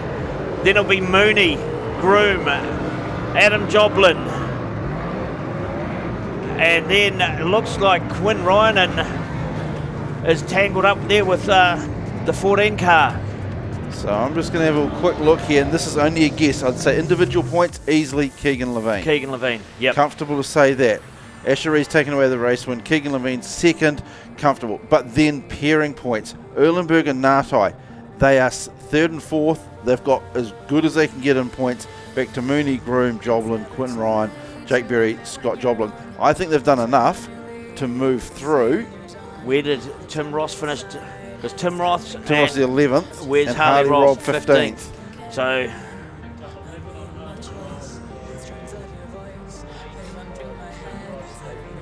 19 points. 19 points. You got the no, I haven't got the. You've got. Where do we put them? You put them somewhere. We'll blame you. Blame me. No, I've got them from rounds. What's that? That's the individuals. There that we one go. There. We're trying to work it out. Trying to shuffle the paper. I would say they've done enough. They've done enough, I'd say. There's a points differential on the side there. Yeah, it's just 8 points. 8 point so differential. Picked up 19. So. He's picked up 19 points. So I'd say Malcolm Natai has been able to make a guest bed now. Well, he's got able to make a wee castle. Yeah, it's a little fort. Put a blanket over it. Asher Rees taking away the race win though. It may not have been Asher's weekend. A lot of issues with his partner were not able to get any points over the weekend. But without doubt, one of the coolest sounding cars around Ko-ken Woodford Glen. And that, unless we're going to a runoff. No, there's no runoff. No runoffs? Not as far as I'm aware. Although I do see Brad Rosemore on the shoot. That is our Battle of the Stocks weekend here. Yeah. And it looks like, once again, we get to crown new, but sort of slightly refurbished. Yep. Battle of the Stocks champions. Harley Robb and Scott Tennant in the stock cars. And then we look through at the Superstocks with, I'm guessing at this point, Eulenberg and Natai. Yeah, you can't go past that. But and our next meeting, remember, is the Modified Invasion on March the 23rd, and a Ram Race Derby. That's our final meeting of the season. There's not a lot left for us to do up here, but to throw down to the pits, who have Taylor Lamp. I sure do. Taylor Lamb, we want to congratulate you. Not only have you taken away the individual trophy here, you've actually come away second with your partner. Yeah, it's pretty cool, eh? We enjoy coming and racing down here, and to place this year's, it's wicked, it's awesome. And yeah, we're second in peers, I couldn't do it without Connor out there as well. So congrats to him, and thanks for, getting us up there. We actually just had a moment just now because you weren't even sure that it was you. So we have confirmed that you've won. Has it hit home yet? Oh yeah, I was just walking over to look at the points myself. But yeah, it's pretty cool. Yeah. You've also had a really great season this season. You have success wherever you go, you and your here she is over here. I was trying to talk to her before. What's it like to be a great racing family and just have success over success? Oh, it's cool. It's definitely cool. Like, I still enjoy just racing. You're not always going to win, and it's still fun. But to come away with a win, it's pretty cool. Yeah. I mean, we'd have to be racing in supercars if we were expecting one person to win continuously all the time. We're actually realistic here, and we love that. It can be mixed up sometimes too, eh? Yeah, definitely. The guys in cars, they're all just as fast and good as each other these days. So it is a challenge. It makes it a challenge out there, but we just give it our best all the time and hope to come away with a win. Obviously, I want to ask you your highlight, but I want to take away the win and the second place. What would be your highlight of the weekend? Oh, just the atmosphere here. All the the peers racing with another driver and the teamwork that goes out there. It's all in all, it's a good weekend coming down here and seeing all these guys and trip with the family as well. It's pretty cool. Probably the last question is, you've got one really big problem now. You've got to try and get that massive trophy home. How are you going to do that? I will get it home. It'll be hidden away and locked up somewhere safe in the trailer, right? Yeah, definitely. Don't want to wreck that. Yeah. Hey, listen, I'll let you go and celebrate again with your family and your crew. Well deserved and well done. Great trip down. Cool, thank you. Awesome, thanks Taylor. Hey guys, so I'm down here with Scott Tennant and Harley Robb, of course, taking away the peers for the stock cars. Huge celebrations down here, we're covered around in people. Harley's having a conversation with Tim Ross, so we'll let him finish. But Scott Tennant, I mean, you guys just took it away. It's second nature for you two. You've raced together a lot this season. Yeah, it's been good, and I was pretty stoked when Harley drew my name out first, so I was pretty happy with him as a partner, and we worked together well, and I feel like that was a pretty good result for both of us. Harley, when you did draw Scott Tennant, there was a big, oh no, we're never going to beat these guys, sigh in the club rooms. Did you have a little bit of a chuckle to yourself? Oh, I did. It's always cool pulling out Scotty. We teams race together, we live and breathe it, so no, it was awesome. And how good that you guys have managed to take away this team's event with a DNF last night. Yeah, it was on my behalf. Got a bit throttle happy and seen a car I wanted to get, so yeah, shot for taking one for the team there, Scott, and flying the flag. Hey Scott, this guy, he just can't help himself, can he? Oh, I had a really bad start. I come up on it and I was like, oh no, we're right into it first race. But no, that's how it goes, and all worked out in the end. So yeah, we pulled our finger tonight and got the job done. And of course, on and off the field, you guys are really, really good mates as well. A lot of respect with the way that you guys race, both individually and in your teams racing. Oh, 100%. We'll load these cars up tonight and we'll probably still be drinking beers when the sun comes up. So that's how good we go. Hey Harley, you did invite me over for a beer later on tonight, but I am not staying with you until the sun comes up. Oh, what's wrong with you? Hey, I'll send Michaela on my behalf. Yeah, you're more than welcome. Hey, congratulations again. You guys had an awesome weekend, both in the supers and in the stock cars. You deserve every single celebration that you're about to go and have. Yeah, it's not easy, this double duty stuff. I don't know how many times I'm going to be doing this, but it's been awesome to race alongside Ali and at the Woodford Glen track. It's a place to be this time of year for the battle. So big ups to the promotion for putting us on, and can't wait till prize giving. Hey, I've just had a word from Michaela, but Michaela, I didn't quite hear you. Can you please repeat that for me? Oh, okay, Harley, I don't know if you know or not, but I've just got word from Michaela that you are unofficially, of course, Harley, unofficially came home second in the supers as well. Oh, how good. What an awesome result. What a good weekend. I mean, Harley, you've got to stop winning. I try my best. People need to take me out. Yeah, catch me if you can, eh? Yeah, I love it. So it's part of the sport. We're in stock cars, so it's part of the game. Listen, I know that you guys have a lot of people to thank and a lot of people to go and shake hands and celebrate with, so we'll let you go and do that. Well done, but we will see you both in the club rooms very shortly.